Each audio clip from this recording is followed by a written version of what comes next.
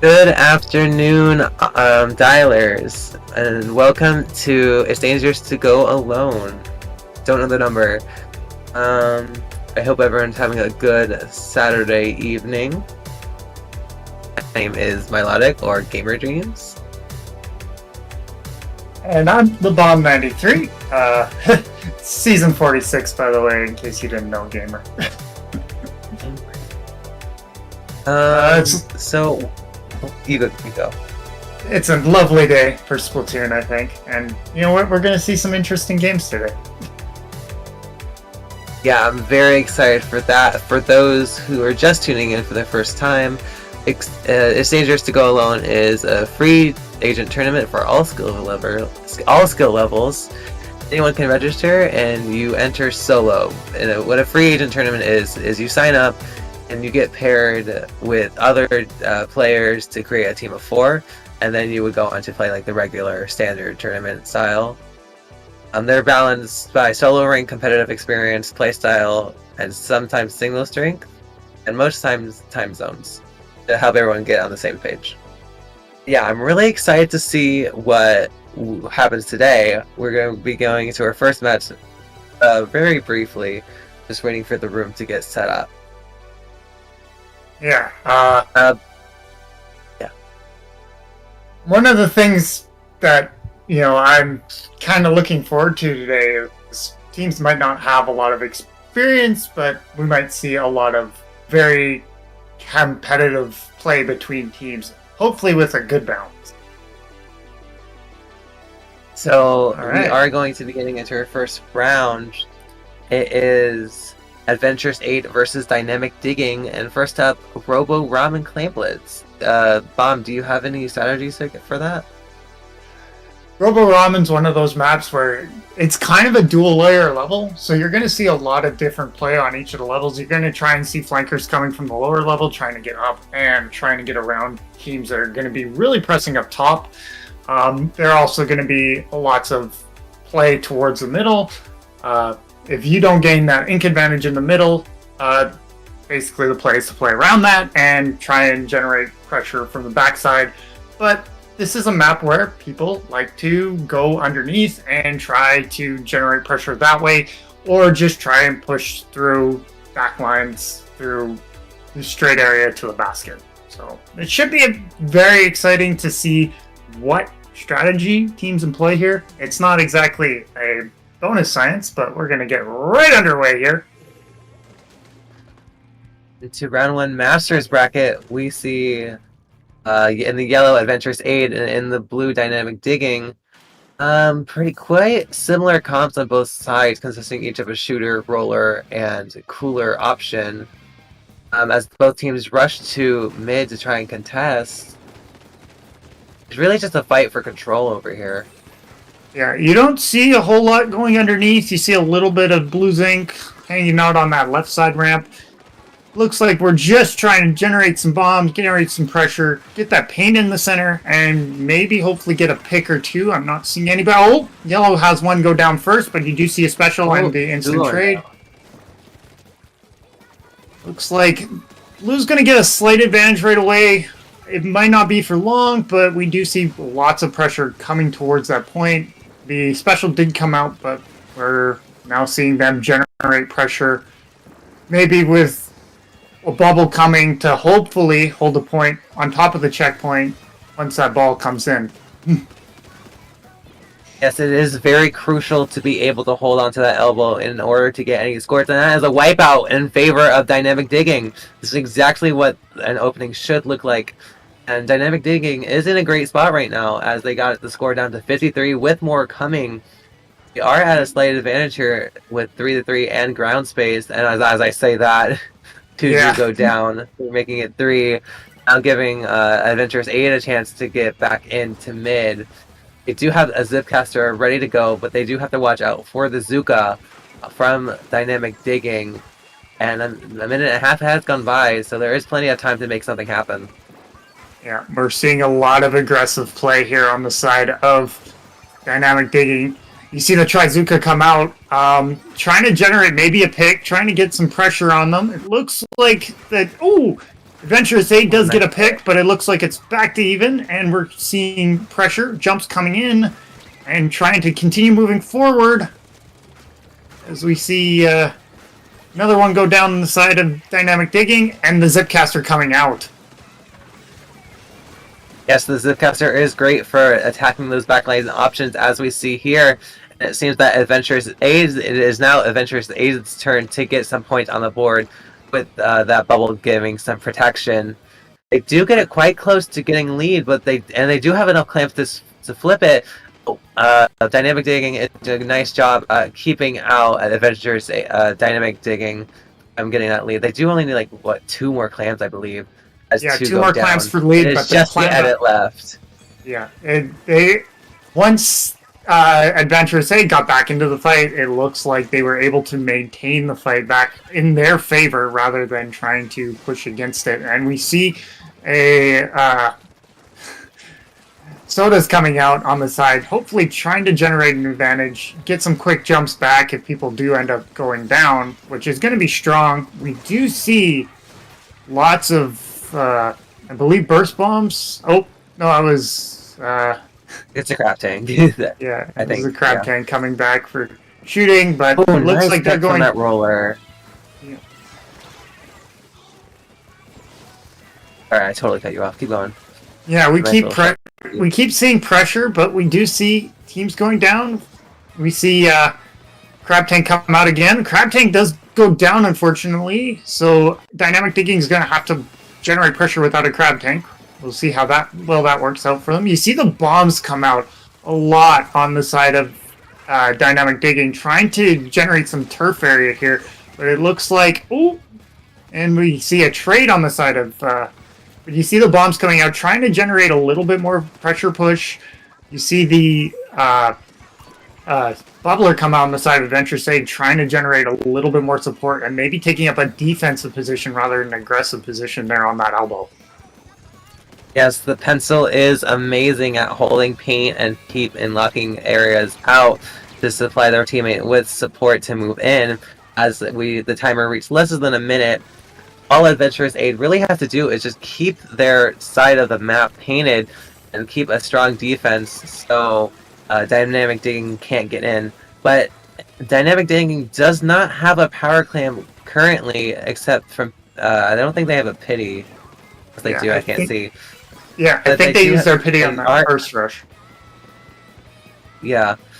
So as long as they are able to get some specials here, they could definitely hold this elbow and probably get an overtime push going. Yeah. 7 seconds left in the game here. I do think they're gonna score. No, Azuka. Azuka shut down, but they're gonna generate that power clamp. They need 3 or 4 clamps to score to get to win as well. They got Let's see if they're able to defend that point. Will the roller be able to sneak in? And they can, and they do get the lead, giving the overtime win to Dynamic Digging. As soon as I saw that wipeout, it was like, okay, what's going to happen? This is the perfect time to push up. And Dynamic Digging was able to take advantage of that and finish the game. And you can see Adventurous 8, they're struggling to get that final pick, maybe to generate a little bit of back pressure, to get them off of their point. Unfortunately, it kind of bit them in the butt. Yeah. Alright, next up, we are going to Mansa Maria Tower Control. And the thing I know about Man's Tower is it's not everyone's favorite. But it is still playable. Yeah. The difference, I like to compare maps between different versions of Splatoon. More options in your defense area, especially on tower control. Maybe not so much in spot zones, but we are playing tower control, so it's going to open up a little bit more areas for defense. Hopefully not generate as much in your defense area, especially on tower control. Maybe not so much in spot zones, but we are playing tower control, so it's going to open up a little bit more areas for defense. Hopefully not generate as much pressure. But you do see a lot of the game dependent on whether you have that pressure to that mid area and trying to generate pressure through that or around that, trying to get around maybe somebody who, like a pencil, who's denying a lot of area in the middle or really holding up defensively. Indeed, but From what I've learned, Pencil isn't that good on Manta, so it's going to be interesting to see if I think it was who was the blue? If the Pencil switches off, or if they just choose to stick, because it does favor an edit here with the grades, and they need mobility to be able to push into that street. And we did see a bucket on one of the teams, so that's also going to be good for them, as they could just poke over ledges and keep on that pressure. Another weapon you could definitely see on this is Tri-Stringer. I know it's not exactly a great map. There is a lot of corners. It's kind of a quote-unquote flat level. It's not really flat because of the different angles and height you can change from one area to another. But most of it's on grates, so a lot of shooters can just shoot through the grates and contact people's feet. But you do see a lot of play, more or less, because there's a lot of corners, and it plays a lot of it plays more into hands of maybe you see a dually set here, or a lot of different things. As we get moving on to the game, we do see a Luna Blaster. Luna Blaster is also good here. We do see as well a Neo Machine on the one side, and on the other side we see Enzap, Nautilus, Roller, and Trizuka Splatter Shot. I also want to point out that we see a gold Nautilus, definitely the weaker of the two, but it's going to be interesting to see how they utilize that splashdown. Definitely an interesting pick with the Kraken Roller. As I say that, two do end up going down, so it's going to be Adventurous' aid advantage to try and push here. As I say that, they just get the two pecks back as Adventurous Aid tries to get this first checkpoint, but getting ultimately stopped in the process. Yeah, Kaliko with very good pick on the aggression. It allows Adventurous 8 to hold that point off for a bit, but you can see Dynamic Digging just generating a couple of kills. Oh, we see the splashdown come out from the Nautilus, and that's going to be really strong, maybe just to defend the tower point after your bubble goes down, because the Roller ends up getting pressured out by their Trizuka or whatever. We see another one go down. Nautilus just generating pressure on top of that bunker right now. As we saw, Dynamic Digging was able to get close to that second checkpoint, not quite touch it, but as they are at an advantage, this might change. We could see all of Adventurous Aid trying to establish some foundation and protecting the second checkpoint, as the Machine and Azuka try to do a pincer action as the splashdown comes out, not quite getting anyone, but it is just the Machine left to defend that checkpoint as Dynamic Digging pops that bubble and keeps the tower moving. From here, it is a very dangerous situation for Adventurous Aid, as Dynamic Digging doesn't have that much left, but they are down 2, so this may 3 now. This may be Adventurous, and bro, I can't even talk. And that is a wipeout for Adventurous Aid, giving them just the thing they needed to get back into mid. Yeah, now it's going to allow them to reset that tower, generate a pressure forward, generate those specials, and make sure that you're able to hold forward. We do see another pick coming off on the side, and another 2 coming off on the side, Dynamic Digging. You see the beacon come out on the side of Adventurous Aid there. Their Roller has a beacon, and beacon Kraken. So Kraken Splat Roller there for Adventurous Aid, maybe trying to generate a little bit more aggression. We'll see how that pans out for them as well. We see Acing here on the left side, holding onto that ledge, and then popping their stamp to try and move forward onto street, getting a nice pick on Spleef, getting 2, keeping up that momentum on that tower, trying to get back to, getting a nice triple down as they try to progress this tower before ultimately getting stopped. There's only 2 minutes left on the board, so there is going to have to be some movement, as with the cooler, giving them added aggression and safety, as the Zukas and specials coming out from both sides. They try to fight to contest mid.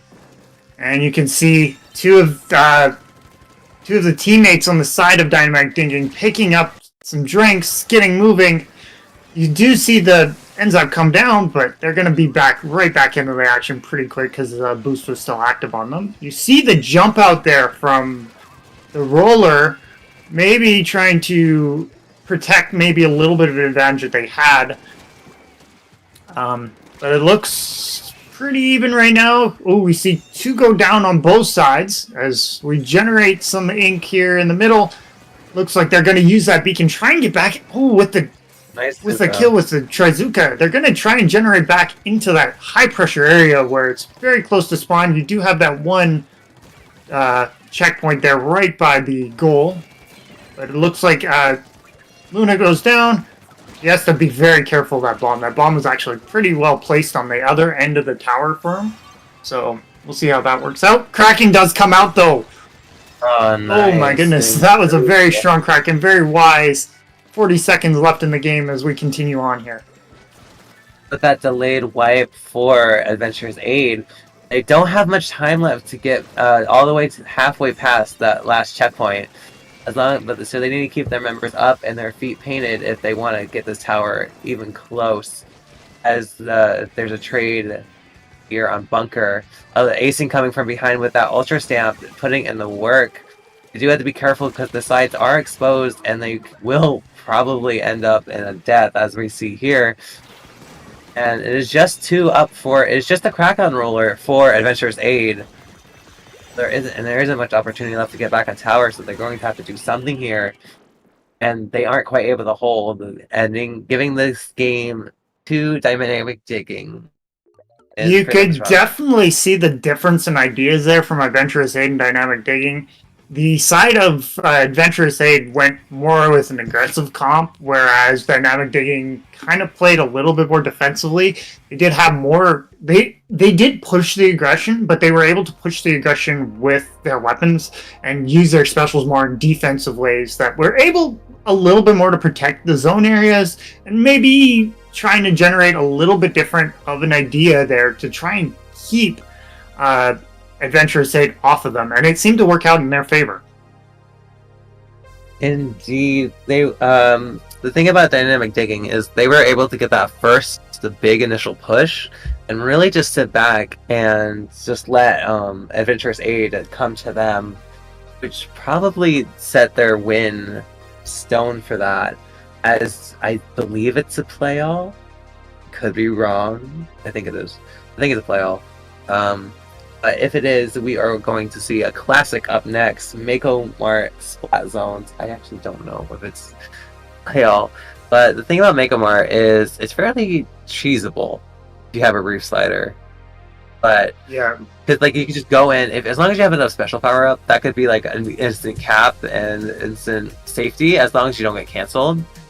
And it's definitely, we've seen it a lot before. All right, thank you. Confirmation, it is play all. So we will be going to the mark today. What are we buying today?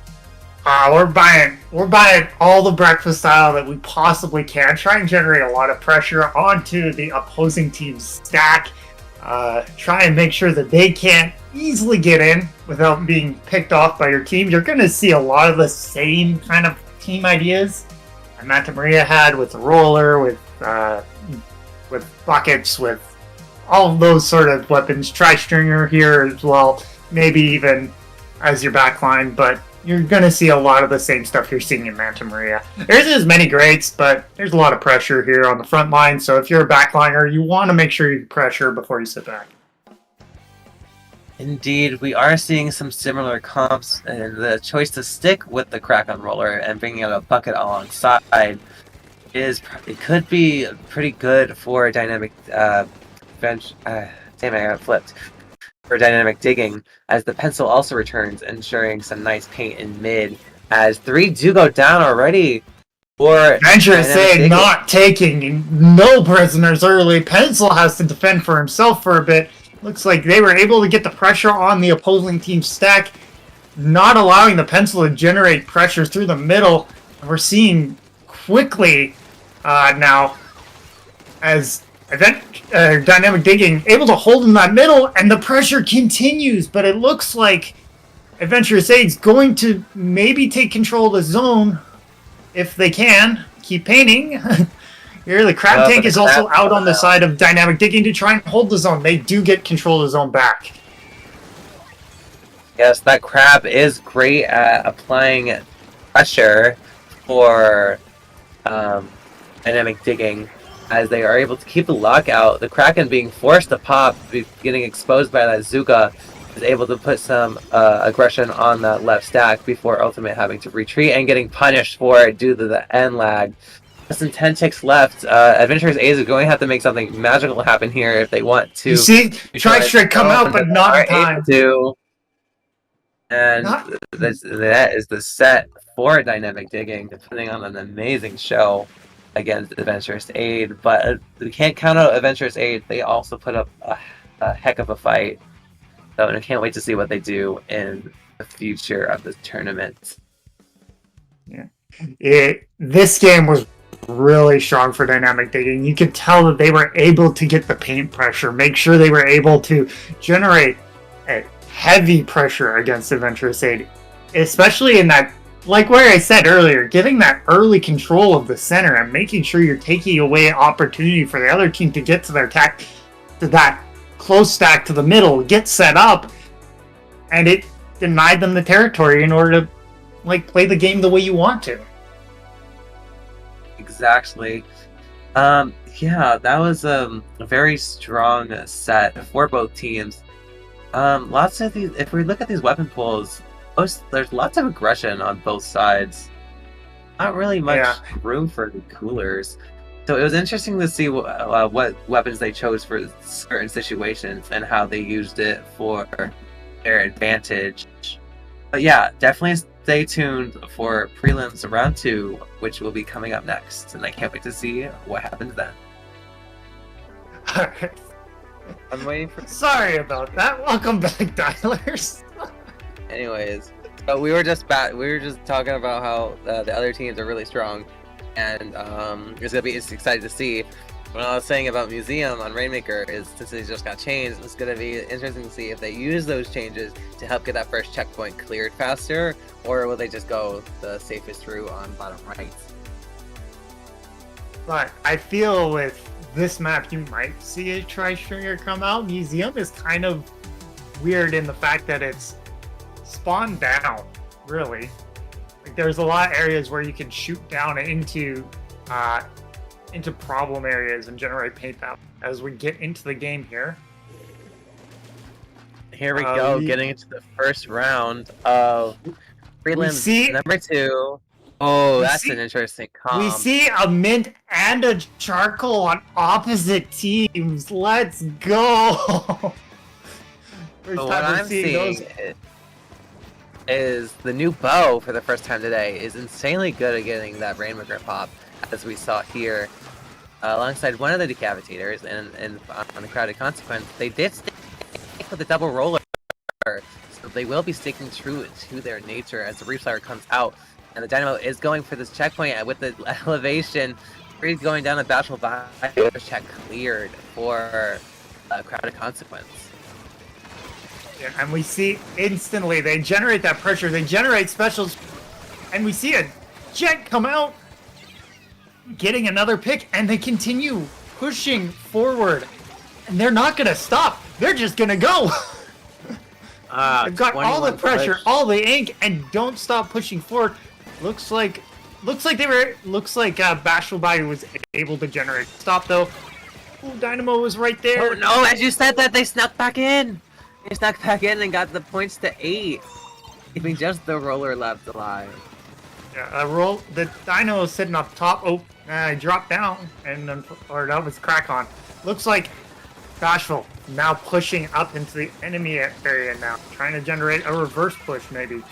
Oh, but we see Dynamo coming from behind, generate the fizzy drinks, but unfortunately is that going to be enough to stall him? It looks like it is as they go 2 down again here on the side of Bashful Bayou. Yes, we're seeing a little bit of what we saw last set with the push getting all the way down to like a low number and then just holding it off. So it's going to be interesting to see if we see the same thing here, or if Bashful Bayou will be able to get past 8 and probably a KO from there, as it is a 3v3 situation on board. As I say that, another goes down. It's just a decapitator as Crowded Consequences start to get another push going once again.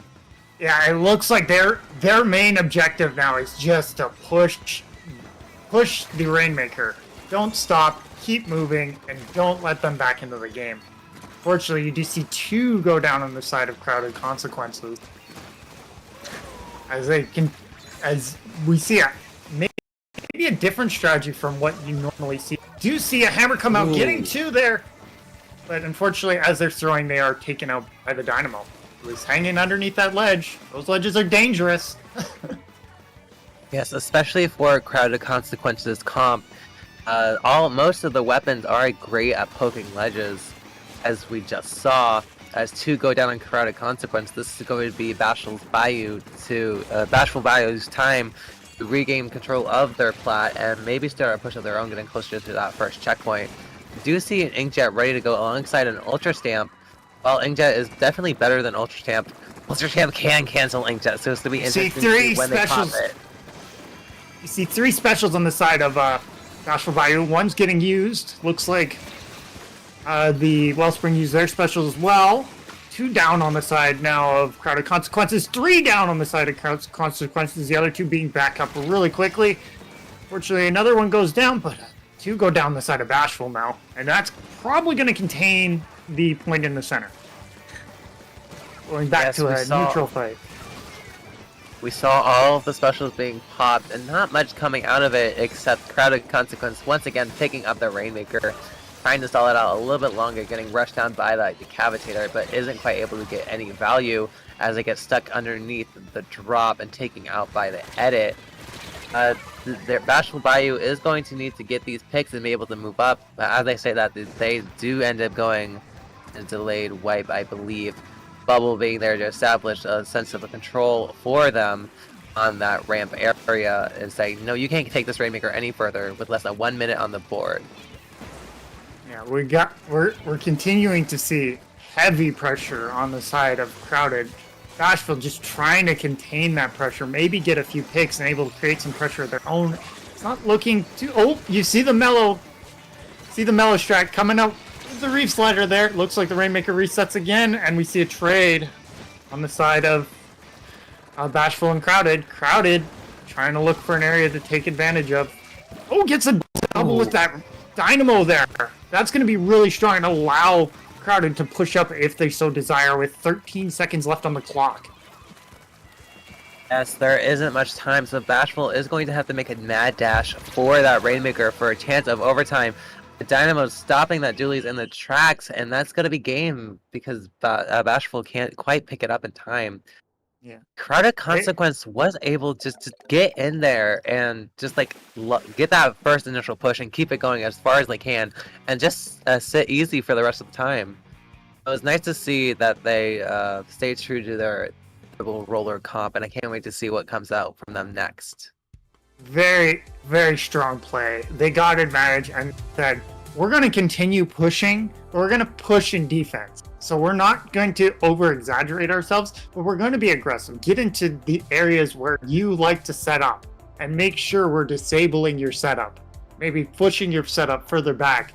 And it didn't look like Bayou was able to take it or reset their minds and generate a differing strategy to maybe help generate a counter aggression to that as well. You saw them kind of staggered a little bit. Maybe one person got it or the other person just wasn't easy to generate pressure, or, you know, like we saw there, they got it to about 80. They didn't even get on the,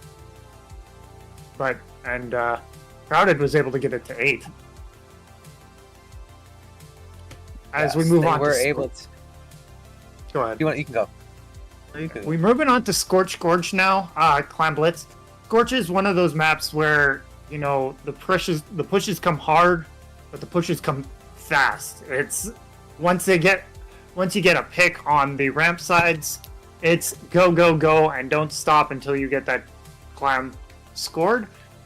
There's a lot of passive play until that, trying to generate those specials, but once you get those specials, it's basically go go go, and we'll see who plays what here. We're gonna see some defense, we're gonna see some offense. This is the kind of map that I like, with short distance between the two goalposts. Ooh, we see the sploosh that was mentioned earlier come out alongside a bucket as Crowded Consequence holds on to the same comp. It's gonna be because the thing about Scorch is if you get that early score, you really just have to watch your elbow and then you're fine. So it's gonna be interesting to see if Crowded Consequence will be able to pull off the same maneuvers again. As we see the 2 go down already for Bashful Bayou, which gives Crowded Consequence the space they need to contest mid. As the Dynamo here, with that cooler running fast across that grate, giving even more space, but the Sploose isn't quite able to get behind and get the score. It's getting called out by the Decavitator. It's giving more offense for Crowded Consequence. And you see the special come out the minute they get that pick. They're instantly back to the other team's side and starting their counter aggression. You can see, although well defended there by Bashful Bayou, they're going to generate some paint, try and generate some more time at the center. But we do see the 1 go down on top, and the Dynamo now being the one creating all the pressure. We do see 2 go down on the side of Crowded Consequences, but it's going to be enough. Hopefully, doesn't look like they're going to have enough to get a clam though, so they're just going to hold that elbow for. We do see the clam come out. The bomb's going to hold them back for just a tiny bit. Mellow comes through with the bomb. Not gonna. But that's gonna break the barrier. Hopefully they're gonna continue the pressure forward, generating the score down to 71. Hopefully continuing the pressure. Maybe trying to throw some bombs up on that ledge, try and defend that. Although Machi is holding that area very, very well. The thing about Scorch is if you could hold that elbow, you can just keep cycling and cycling clams as we're seeing now. But the strikes are coming out to try and eliminate any chance of cycling from what they have already at 44. They're trying to sneak in a few more before going down. It's just Tame behind them, trying to put them as much of a fight as they can. And they're getting 2, giving lots of jumps for their team, but no more clamps are able to get in the basket. As it's a 2v2 situation, really Crowded Consequence could sit in mid, but as we see here, they're choosing aggression, keeping Bashful Bayou at the constant disadvantage, and their Crowded Consequence is already back on their elbow with 4 clams to throw. Yeah, but you see the bombs coming out quickly, trying to defend, trying to generate a pressure at any chance they can get. Mello isn't going to get to the ball in time, though, and that's going to set them back a little bit as we have to wait for them to actually generate more clams again. Yes, they are keeping the aggression. With these clams, they are able to keep a score going, but it's also important that they're keeping space, making Bashful Bayou having to push through that elbow first before pushing back into mid, as we see them take down 2 of Crowded Consequence, giving them back their elbow and a little bit of mid. As the Inkjet comes out, try to take down that edit, isn't quite able to, but they do get it with help of the teammate. The Sploosh getting a nice punish on that jet recall, as Bashful Bayou seems to be making the push here with Avalon going with the curling bomb behind, getting a score. And now Avalon's kind of on their own. They're going to generate 1 clam scored, but it might not be from a whole lot. Avalon getting back, getting more score. They're trying to stay away from the enemy team. Not going to do it in time, though. See them generate another. It's now 71. So, and they now have a pity clam easily. We'll see if they use it right away or generate the counterbalance push, where they're waiting for them to come in on themselves. The movement from the Sploosh on Bashful Bayou was so impressive. Stayed alive for so long and got just a little bit more claims and making it a little bit easier for themselves. Do see Bashful Bayou does have strikes, so they could use it here to pop on that elbow, but getting punished by the Reef Slider because you can't swim well in ink strikes, which is stupid. They do have less than a minute here as Bashful Bayou tries to get more ground on the score. Jumps coming into that Inkjet recall. Not quite getting, they only get punished a little bit as the edit tries to make a last-ditch effort play here with the cooler behind it, but isn't quite able to make it. It is just the bucket left alive over there. Oh, the Sploosh has now come in, but the Sploosh goes down instantly. You have 2 power climbs and you can't take advantage of it with a team that's heavily painted that elbow like them. Ooh, suction bomb to the face. Well played suction bomb there. Yeah, very good bomb. There's now 2v2 on the board, both fighting for mid. Bashful Bayou has to make something happen. They do have a pity, but they have to make it all the way across the board. They are at a constant disadvantage here with 2 down, so they need to really regroup on that elbow. a pick or two and then make a mad dash for the basket as we get a jump in for Crowded Consequence, giving them the win, stopping any further overtime. Like the last game, you're seeing here a lot of pressure, lots of ink. It's hard to play behind. It's hard to play from behind like that, especially when your team is constantly in the back and trying to, defend when you're just fighting constant battles of three against one and trying to stop them from being so aggressive. Sometimes it's a little hard to defend that. Saw that there especially.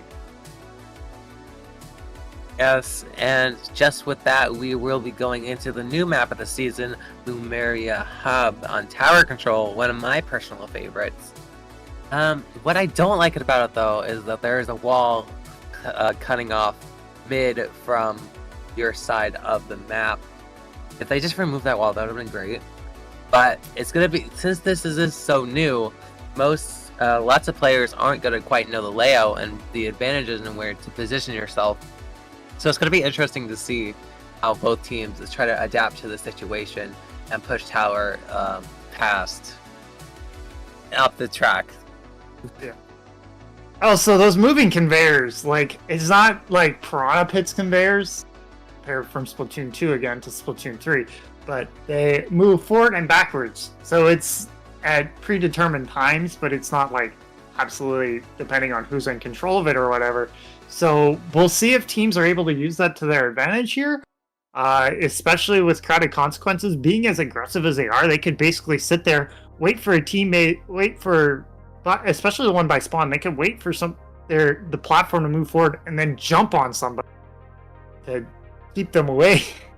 Basically, keep them down while they're still pushing down. Tower control is one of those maps, though, that might balance out because the tower does move so slowly as compared to some of the other modes where, Rainmaker can move quite quickly depending on who's grabbed it. Climb Blitz is back and forth all the time, and Spot Zones is in one location as well.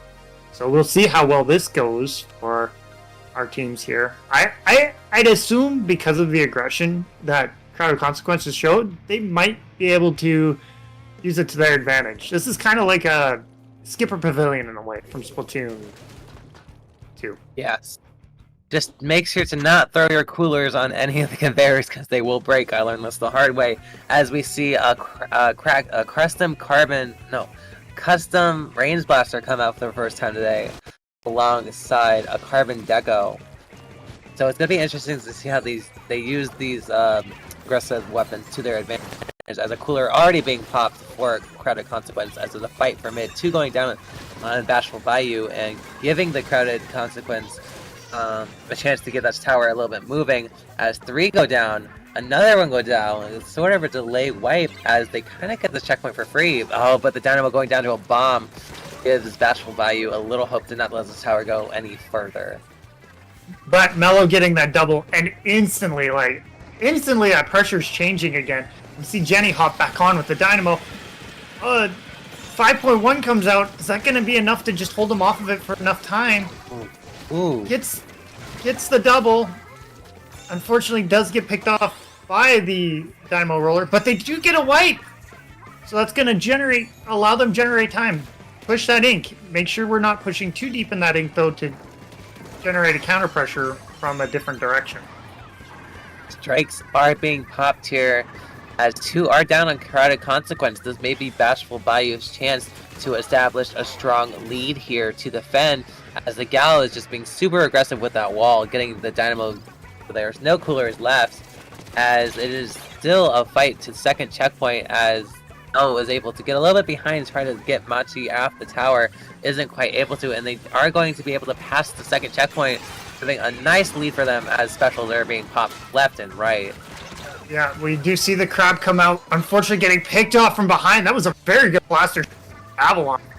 Remember, you're weak from the back. If you're weak from the back as you're crabbing. So bombs and blasters can be really strong in those kind of situations for defending against those. As we see the special come out, the armor came out, or the big bubbler came out, but unfortunately the bomb was still there. Watch out for I'm bombs! not going anywhere. And the crab is able to take down another for Bashful Bayou. As Crowded Consequence tries to fight for this lead back, getting 3 down alongside that cooler so they can play a little bit more risky now of that ramp with the help of the new gimmick as they pass second checkpoint and get the lead here. You see the big bubbler come out again. They're not stopping with this aggression. They're going to continue pushing back. Looks like the crab came out, and it's Avalon versus the crab by themselves. Pride now coming with defense. And it's just, they're unrelenting almost, and that's going to be a KO. That was very quick and very fast from Crowded Consequence. Bashful Bayou was able to get the lead early on, and then that kind of lit a fire underneath Crowded Consequence to get back in there and say, oh, you thought you got the lead? I don't think so. And then steal it right from underneath their noses.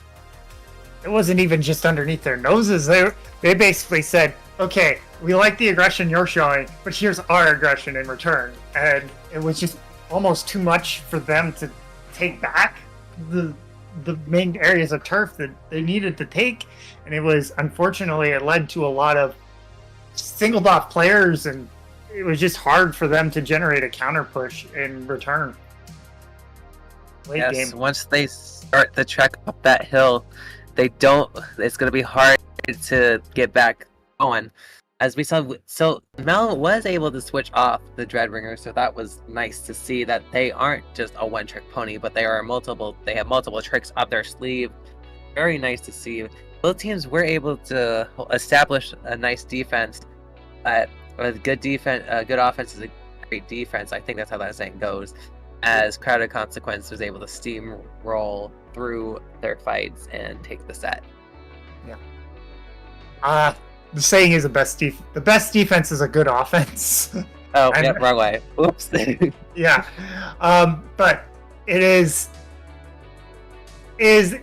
especially in Splatoon, I feel like it's very vital if you're under pressure and stuff to utilize that aggression more in your favor. And Crowded Consequences, even in their defense, they were being a little aggressive, trying to get a couple of picks. Unfortunately, it didn't count quite so much in their favor in that third game, but unfortunately you do see that every once in a while where all of a sudden, one pick leads into a couple picks, into 3 picks, and then a wipeout, and then it's just boom, boom, boom. And unfortunately, Crowded Consequence was able to regroup, were able to regroup themselves in the middle of the game and say, okay, they got us, they got their wipe, they got their push, and we're going to continue we're adapting to them. So now we're going to do our thing to the best of our abilities, and we're going to push them back to KO, which happened. Yes, we will be getting into round 3 of preliminaries very shortly, so be sure to stay tuned as we see who's up next. Welcome back, Dialers! We are back again with It's Dangerous to Go Alone, Season 46. We're here in the power bracket. We didn't mention there's a few different brackets here, depending on your skill level. But another thing is, too, we forgot to mention about the shop. Off the Dial has a shop. If you want to spend some of your hard-earned money at the shop and maybe get some nice gear from Off the Dial, it's would be greatly appreciated. Yeah, it's shop.otd.inc. INK. Sure, take a look there. And yes, we are in Masters bracket, Bob. Oh, I messed that up. Oops. Yeah, you said power. Oops. So, Masters bracket is the highest bracket for the elite dialers, followed by a power, wisdom, and then courage. We'll be getting into our next match really soon. If we could take a look at these teams. I actually don't know who it is. Let's see. We're going to Gabby Guideline versus Fanatical Fork. Fanatical Fork. Fanatical Fork. And I'm seeing a lot of familiar faces here. Lots of people I know myself. It'll be interesting to see how they do against each other. I'm really excited for both teams to pull out something we haven't seen before, especially with those reflexes I see.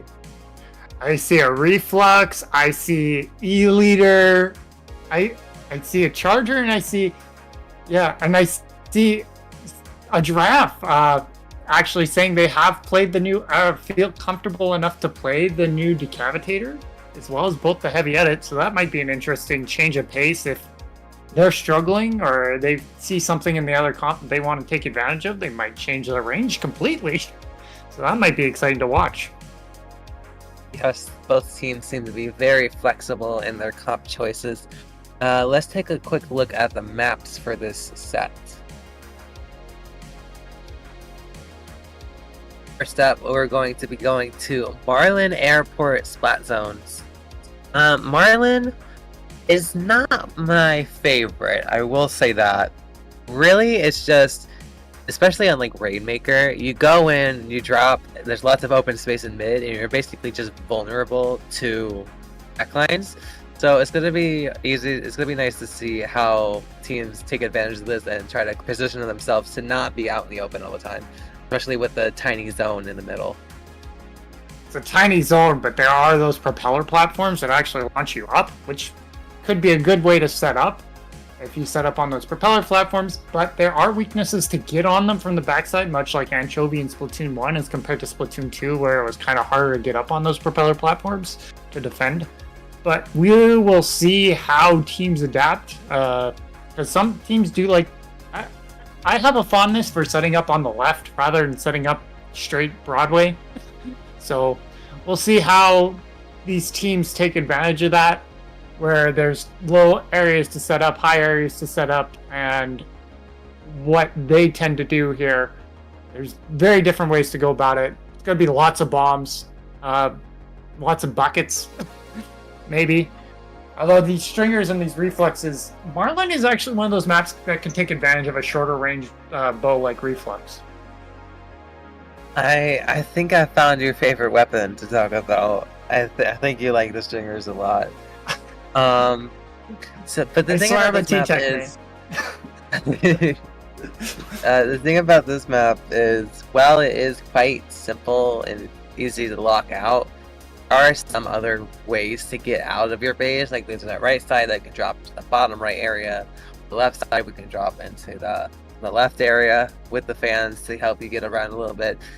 Really just about establishing a high ground, as you said before, and being able to keep your sightlines open and get picks needed to contest that zone. We should be getting into it quite shortly. Yeah.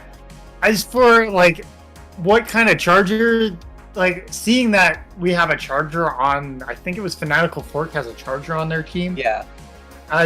Getting him set up in the center and well defended, you're going to have two people up there at least. One person maybe to keep the propeller up and watch for any flankers.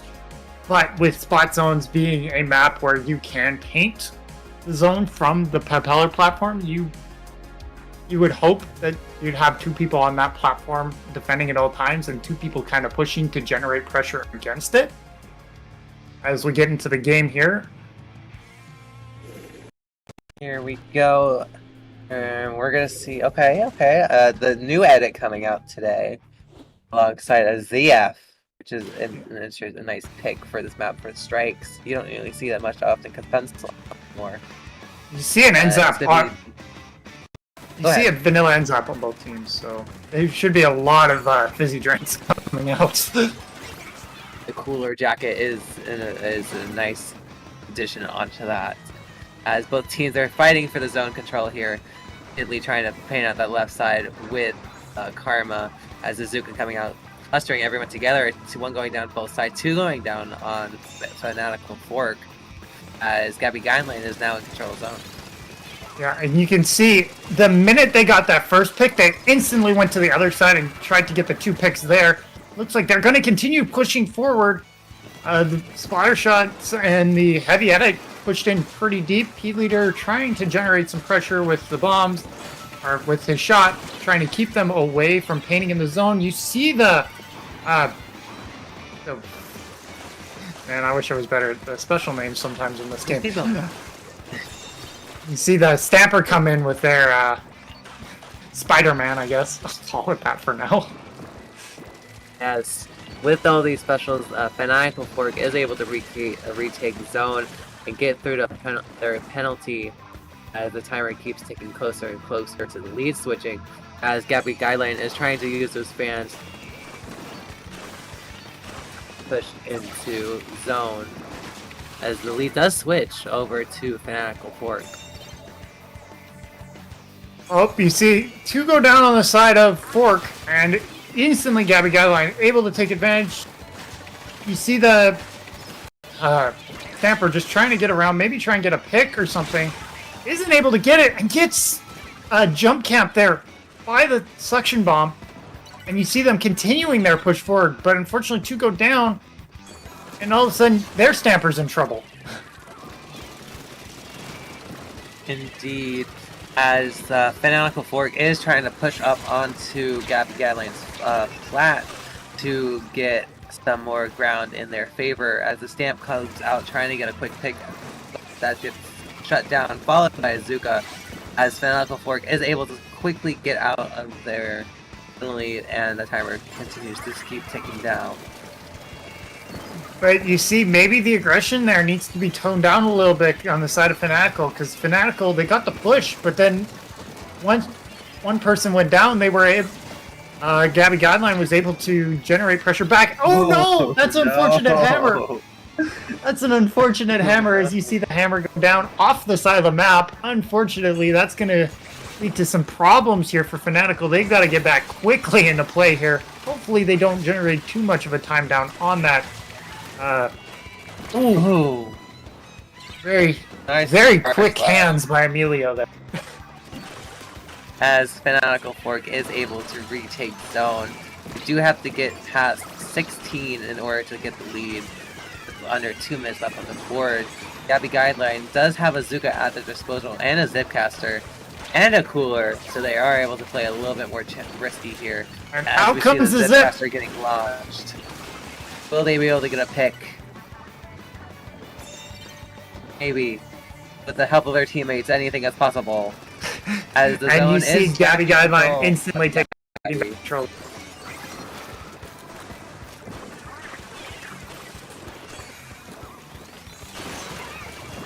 What we see here, Fanatical Fork is backed up a little bit onto their plat as Gabby Guideline continues to take away at those points. As you see the sniper getting a nice pick on Giraffe as they retake zone. They do have strikes for overtime, but they do have a minute left on the board, and anything can happen as that time countdown is down. And we see here, as they're continuing to push, we see Crab come out. Anything to try and defend that point right now. Fortunately, looks like the Mini's going to get in, but the Mini doesn't get anywhere. We're seeing the timer check down. They're going to take the lead, but they're going to lose control right away. And back to penalty for Gabby Guideline. They have 35 seconds before they can generate a lead back, and unfortunately, no. Tamper goes down. That's very unfortunate, but Fanatical Fork is in a comfy spot here with 15 seconds left on the board. Gabby Guideline is going to need to be able to recap and hold on to that zone through that pick down if they can. As we see the Zap frantically picking zone, they are in control. Overtime has started. Now will they be able to stick the landing? As we see here from Fanatical Fork, them frantically trying to gain control of the zone. Unfortunately, they do pick control of it up. Somebody got in behind and was able to just paint it. Paint is the name of the game, and Splat Zones giving the win to Fanatical Fork in overtime. Very close game, though, I must say. Yeah, it was very back and forth. It seemed like one team would get a series of picks and the other team would regroup. The other team would get the series of picks, they gain control, and then they get and it was just back and forth and back and forth. You didn't know who was going to win until the last second. Yeah, that was like a 1 point difference. That's really close. Like I can't wait to see what happens next. Except I was looking at these maps, and I looked to the middle one, and I saw Brinewater Springs Rainmaker. They say Now, look to I'm the not middle. no expert. I'm not no expert. But I don't think a lot of people like Brine Water Spring. Even with the rework. It's not even a rework. But I don't think people like this stage because of how hard it is to actually play. Because it's basically pushing up a downward hill, even though the downward hill is actually an upward hill, and it's easier to fight, if that makes sense, but it probably doesn't. It's just... It plays in the advantage of the team looking down, right? Yeah. You want to put it that way.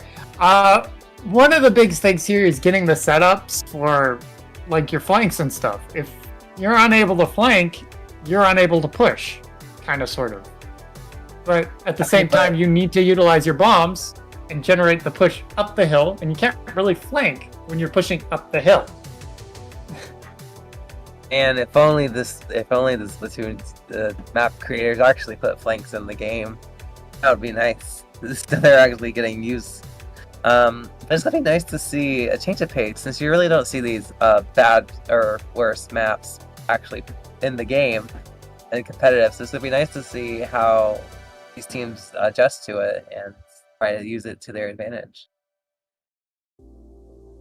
Yeah, I have a feeling for Brinewater Spring. It's going to be the team that's able to utilize bombs and generate pain and making sure that they're keeping the enemy team behind them. Yes. My team that I play with right now, Cotton 4K, we do a lot of... we have a umbrella on our team, so it's literally paint behind the umbrella and let the umbrella push forward. I'm not sure if that's going to work exactly for them, but, you know, there's options here for different types of weapons and different types of strategies to work out, maybe from your typical, you know, work A-B thing and try and generate a push that way.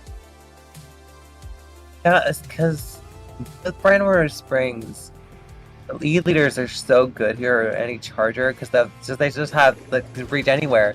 So it's going to be interesting to see how Gabby Guideline counters the Fanatical Forks leader. As we get into Game 3, Rainmaker, Brinewater Springs. And not much comp changes from either side here, pretty much sticking true to their original comps, as it's a fight for the pop here in mid, as it's going to Gabby Guideline. Yeah, and you see the run what you're wrong strategy here. As we see 3 go down on the side of Gabby Guideline. Fanatical 4 just pushing the aggression there. They're going to get the checkpoint. Yeah. But now here comes the tough part for Fanatical 4. They've got to generate pressure up the hill. You know, they can get the pressure in the center with that E-leader, but can they get the pressure up the hill with that? And they got it up to 31, but it doesn't look like they're going to get any further. They do, where that last person was, they managed to get out of there. Ooh. As we can... The hammer comes out. Unfortunately, they're going to get 1 pick, and that's it, because the hammer did get picked off as he was throwing. Yes, that was a very nice first push for Fanatical 4, that is now in Gabby Guideline's hands. As 2 go down from this Kraken, it is just Kidley running for this checkpoint. They aren't quite able to make it, and that is a wipeout for Fanatical 4. The Kraken putting in the work, bunching up, basically like corralling all of Gabby Guideline into one area, and their team cleaning up the rest, as Fanatical 4 has now picked it up again. There is a Zuko, so you have to watch out, because it can get you some it could get some wacky shots here on this map. Unfortunately, I get picked off. Cancel. And as we see, they're continuing the aggression, continuing the push-up pressure, making sure that we're able to get the hammer comes out. Are they able to get there? No, they're not. That bomb shows up at the very last possible second. Fortunately, that's going to be but that might be it. Yes, Emilio, even though they died as they're playing the Rainmaker, they're going to be able to take game 2 for here. You're cutting out a little bit. Yeah. Man, like we said, the uphill battle was going to be the struggle for Fanatical Fork in this game, especially with that E-leader. E-leader's great for holding center in a mode like Splat Zones or whatever, but Rainmaker, you have to push up the hill a significant distance. So we were very curious as to how that would work out for them. Seems like Gabby Guideline they allowed the Stamper to get in behind them or into their face, and they were able to get a few picks, but it wasn't perfect. But it managed to work out for them in the end. And that, my friends, is Brine Water Springs. Even though it does get a little bit better, it is still not great. Yeah. But coming up next, we will be going to Tablet Capital Claim Blitz. I think this is the overall fan favorite of Tableg. I think it's the best mode against the other modes. Anyway, I think Rainmaker is like more of a controversial pick. We're talking about Clan Blitz. Now, the thing about Clan Blitz on this map is you need to have your top left and you need to have your plot. If you can't have top left, then they can just sneak up there, go across the grades, especially with like a splatling, and basically lock you out. So you need to make sure you need to watch all sides. Basically, they put on like a full 180 view, and make sure they don't push out that far because that could be game ending. And as we've seen, Fanatical Fork has the aggression to get a knockout just like that, and a drop out of a hat. Yeah, and also it seems like Fanatical Fork, they have that charger who he gets that one pick and then they instantly change their targets to the other side, generate that pressure, and make sure that they can't really generate any sort of comeback potential because they're always seeming to be one ahead, and there seems to be a stagger going on with Gabby Guideline. Gabby Guideline's last game, they maintained their stagger, and it just didn't end up working in their favor as well. Like, it's a tough thing to deal with. I wouldn't say that Crab Leg is a great map for Charger, so if there's going to be a map that's going to be able to take advantage of Guideline, especially against a Charger, I would say this is probably the map to do it. Yes, as we see here, not many comp changes from either side, but we see a DC. Unfortunate, but we see the reflex. It's right there. It's right there. we see the reflex. It's in the game. It's right there. Oh, I really hope they stick with that. Well, I think they did. They were ready to go. It's just somebody DC'd from the lobby, so we're just gonna re-rack them, get that other person back in the lobby, and get going again. It did seem like the Charger DC'd. I did see that they were playing the Firefin Charger. So I think it was the custom leader. Oh, it was custom leader. Yeah, you're right. I'm full of sausage and mashed potatoes. I guess I'm trying to keep it PG. Okay, let's talk about the reflex a little bit more.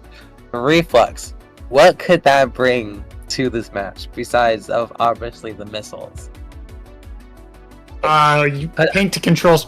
The one thing that Reflex can do well is it is a one tap. You can paint to control center, and you can actually generate a lot of push against it. And we see a heavy deco on the side of Gabby Guideline as well. We'll see how well that works for maintaining the one area. Yes, and you see instantly that Gabby Guideline's spreading out a little bit more, trying to generate more special, trying to get that first aggressive attack. And you see the drinks come out on the side of Gabby Guideline. They're just going to continue the pressure. See, they don't care about that stack. Oh, you see beacons maybe for quick jumps if running sub power up. Unfortunately, Enzap is going to get one pick, get picked off himself, so we're back to about an even game. Fortunately, the drinks make it a little bit more even on the side of Gabby Guideline. We do see them clam, but unfortunately Zipcaster comes in.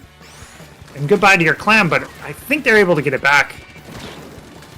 Yes, this is just the thing that Gabby Guidelines needs. We're seeing a kind of a different side from them this time, with more aggression here, as they're the one with all the control in mid right now. They're the one with the power claim, they're the one making the push. It's going to be interesting to see if they will actually be able to score this ball, or will it just be a continued stalemate as 3 go down, 1 down on the east side, and it's basically a free run up to the basket with clamps to spare, getting it down to 68, 2 down. Just a reflex and the Stamper left alive before that nice swift jump out. And that's no more points for Gabby Guidelines, but a nice starting push overall. Yeah, but now you see Fanatical Fork instantly get back pressure in the mid, trying to generate paint, getting pushed. The mini getting pushed out there by the suction bomb. As you see, Fanatical Fork trying to generate pressure on that plat, trying to make sure that they can't stay there for very long. As we see the Mini get a hammer ready. They do get a pick. And we do see a break. We see the lead take now. As they're continuing their push, they get more clams, get scored. And somebody going back to get the pity. Ooh, here comes the jump. Oh, they missed. Unfortunately, but there comes another jump, and that one's going to be closer, God. but they get wiped. Oh, but the wipeout.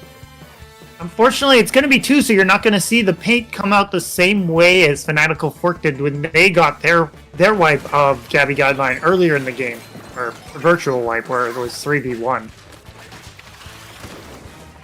It's a very nice push from Fanatical Fork. Almost scoring 2 more pities, which would have brought their score down to 2. But as I say that, another wipeout. Fanatical Fork is just not having none of it anymore. They're fully going aggressive here with that cooler, letting them play a little bit more risky. 2 minutes left on the board. 2 specials online, 3 specials from Fanatical Fork ready to go as they're all being popped, but 2 do go down. It's going to be interesting to see how these specials get any more value as Gabby Guideline moves back into mid and gets more control. But you see Fanatical Fork with the defense, great jump out there, trying to you allowed the other 2 players to gain up while you're specialing and jumping out. Probably the best play there for the E-leader, or the leader, and it allowed them to generate a play back on them. So now they're playing more or less for control of mid rather than control of the enemy team's platform. Yes, Gabby Guideline does have that Kraken ready to go. They did pop it, trying to defend, get a little bit more offense in there. Gabby Guideline is able to break that barrier, but there doesn't seem to be any follow-up except from these sides. As Karma goes in, gets 1, tries to keep basket open a little bit longer, but doesn't find any clams. As 3 go down on Fanatical Fork, this push is not over. Here comes a pity. They're spawned, but the basket's not done yet, so they can't quite throw it in. Less than a minute left on the board. They need this power gun to score. They get it in. They need a few more. They got lead. I didn't even notice that. Gabby Guideline is able to get that lead back with less than a minute on the board. So Fanatical Fork is going to have to turn up the heat if they want to get this lead back. But you already see they're deep in the enemy territory now again. It's like once they get picked, it's like opening a window of opportunity for Fanatical Fork. And they're continuing the pressure. They score 1. They break the barrier. They're going to continue the pressure up there. They've got another one. And they've taken... Oh, wow. They came back like a boomerang here if they want to take this game. And overtime for Clan Blitz isn't that very long, so they have to get moving if they want to get to that basket in time. As specials being popped, the zip caps are going out. This heavy with the ball stuck in the trench. They're going to need a pick here now or never to get the basket in, to get the ball in the basket, but I don't think they made it in time. I can't tell, and the ball goes down to a bomb. It's just the Stamper left alive, and that is the game. A little bit of frame drops on our ends, but great comeback from Fanatical Fork. They were able to... Okay, yep, they got good points, but we were able to wipe them. They were to move up, take our space back, and steal that lead back from you. So thank you very much. Yeah. And it was a lot, like I said, a boomerang. It felt like every time Gabby Guideline was able to make their push, they got one or two pity clamp or power clamps in, but then they'd get 2 or 3 picked off, and Fanatical Fork said, screw the basket, we're going for your basket, and once that basket goes out, we've got you. Because they pushed out at such a wide angle, and they had 4 up every time that they wanted to push. And it created problems for Gabby Guideline because they're defending with 1 or 2 people at the basket because they're getting surrounded from 3 different angles. Yes, great job from Fanatical Fork, but you can't quite count out Gabby Guideline. Gabby Guideline was right there on their tails, especially in the first and third game, having to almost a near point difference in the first one, and then that's like a last second takeover in the second and the third. Now that team to put down like that. They both these teams are so great together, and that's why they're here in Masters bracket. We'll be back round 4, so make sure you're staying tuned for that. And we are back with It's Dangerous to Go Alone 46, I believe. Yes. And we're going to enter prelims round 4. We're meeting two teams that we've seen once, or these two teams we've seen before, Adventurous Aid and Fanatical Fork, both two powerhouses in this group. So it's going to be nice to see who is the true champion of this bracket so far, as before we go into Top Cut. Yeah, this is a battle for third place right now. The winner of this set will actually tie Dynamic Dinging at 3-1. Crowd of Consequences by themselves at 3-0, and Bashful, Bayou, Gabby, Guideline, and 2. So we shall see how this turns out for our teams. First up, we see a Ship-Shape Cargo Company on Tower Control. Pretty much the only map mode combo that's valuable on Ship-Shape Cargo Company. It's a fun map. I like it. You just need to watch the ledges here, especially for blasters and buckets, because they can easily swing over after. And especially when you're pushing, you need to clear out the top right area and that third checkpoint, or else you cannot pass that checkpoint. It's practically impossible. As we get into our first game, Tower Ship-Shape. Yeah, there's a lot of tight angles on this map, much like every Splatoon 3 map. But as for this one, and this map mode especially, watch out for blasters. And we see one blaster on the side of Adventurous Aid, and we see a slosher on the side of Fanatical Fork. Two going down on, I think, Fanatical Fork, already giving Adventurous Aid the opportunity to push this tower. And Cooler has been popped, so Fanatical Fork can play a little bit more risky here as Adventurous Aid gets to that first checkpoint and going down pretty quickly as Kraken has come out. Trying to get clear off that great area. Not quite able to. Zuka putting in the rest of the work. It is just the leader left alive as Adventurous Aid tries to once again get past this first checkpoint, establishing a nice foundation.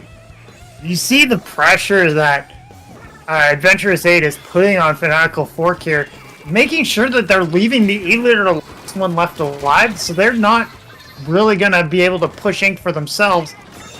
As we see one go down on the side of Adventurous Aid, and Fanatical Fork taking advantage of that. Wait. Adventurous Aid was able to make it past that first check, but now it seems Fanatical Fork is on the offense. As I say that, the Cooler getting bombarded by Zukas and a Kraken as the Adventurous Aid takes tower once again. 2 going down under Adventurous Aid, 3 going down, leaving just the Luna Blaster. This is Fanatical Fork's time to start pushing up here. It looks like they're sitting back, though. They're not going to be able to generate as much pressure as they'd like. Fortunately for them, with the beacons especially, Adventurous Aid is putting down. We're going to see a lot of this pressure come back against them. Yes. 1 down on each side as Adventurous Aid is still fighting to go further than 55. Now Fanatical Fork is trying to push this left check. Really just the first check. Really just a stalemate in mid here, trying to get a pick to push up further than that elbow and get past wherever they are now. The bucket going down. There's lots of specials ready to be seen here as picks are going left and right. Stamps and Zaps fighting here in the core area. Safe jump out from that. Neo Bucket. Neo Bucket. I couldn't put my finger on it. Yeah. The Kraken comes out on the side of Pelear, kind of more of a panic, kind of akin to Splatoon 1, but it's going to work out for them, generating pressure and forcing them back. He also does get back and able into a position to defend his teammates, and the hammer comes out. Really strong hammer here from Fanatical Fork as we're continuing to see them push the tower beyond 40 here in the middle and maybe pushing deeper in enemy territory, getting that second checkpoint. Yes, Fanatical Fork is making this a strong effort to get to that third checkpoint with Rook here on the top right, trying to secure it. They have a stamp of their own, but opting for a safe jump out and jumping back in now, especially with that cooler, as the tower slowly goes back to mid and Fanatical Fork holds their ground a little bit more. They didn't quite get to that second checkpoint, being at 31. But we do see 2 go down on the side of Fanatical. Now it's Key Leader and our Mini trying to hold the site now. Roller does go down on the side of Adventurous Aid. Key Leader making sure that the Luna doesn't create more problems for him than it's caused already for his team. Maybe making him jump away from the aggression point. Oh, and we see a hammer come out, but goes nowhere as 3 people just zoned in on the hammer and took it down. It is now less than a minute on the board. Adventurous Aid has 55 points remaining. Fanatical Fork 31. Adventurous Aid is going to need to try and contest this tower and get it moving a little bit further in the direction they want it to go. If the zap does go down, so that means no cooler as the stamp comes out, getting a nice trade. Fanatical Fork is just keeping this aggression on, trying to push the tower as far away from their base as they can. Less than 20 seconds on the board, the Kraken coming in, landing on tower. They're going. Adventurous Aid is going to need to get on that tower to get overtime started.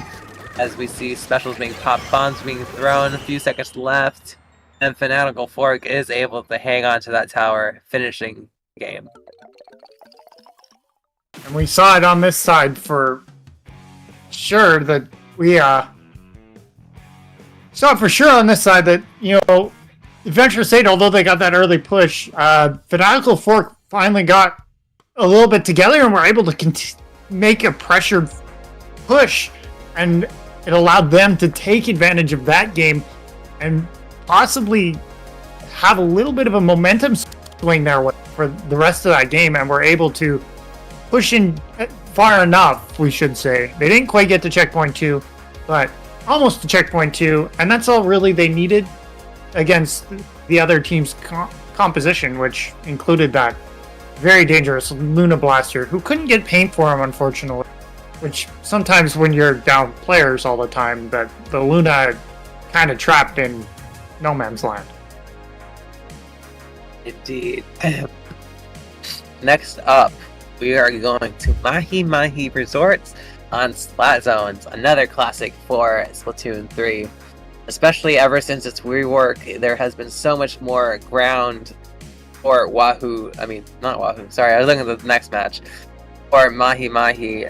More room to paint around, more room to move around, room to eventually lock out, because this map is pretty stally when it comes to that.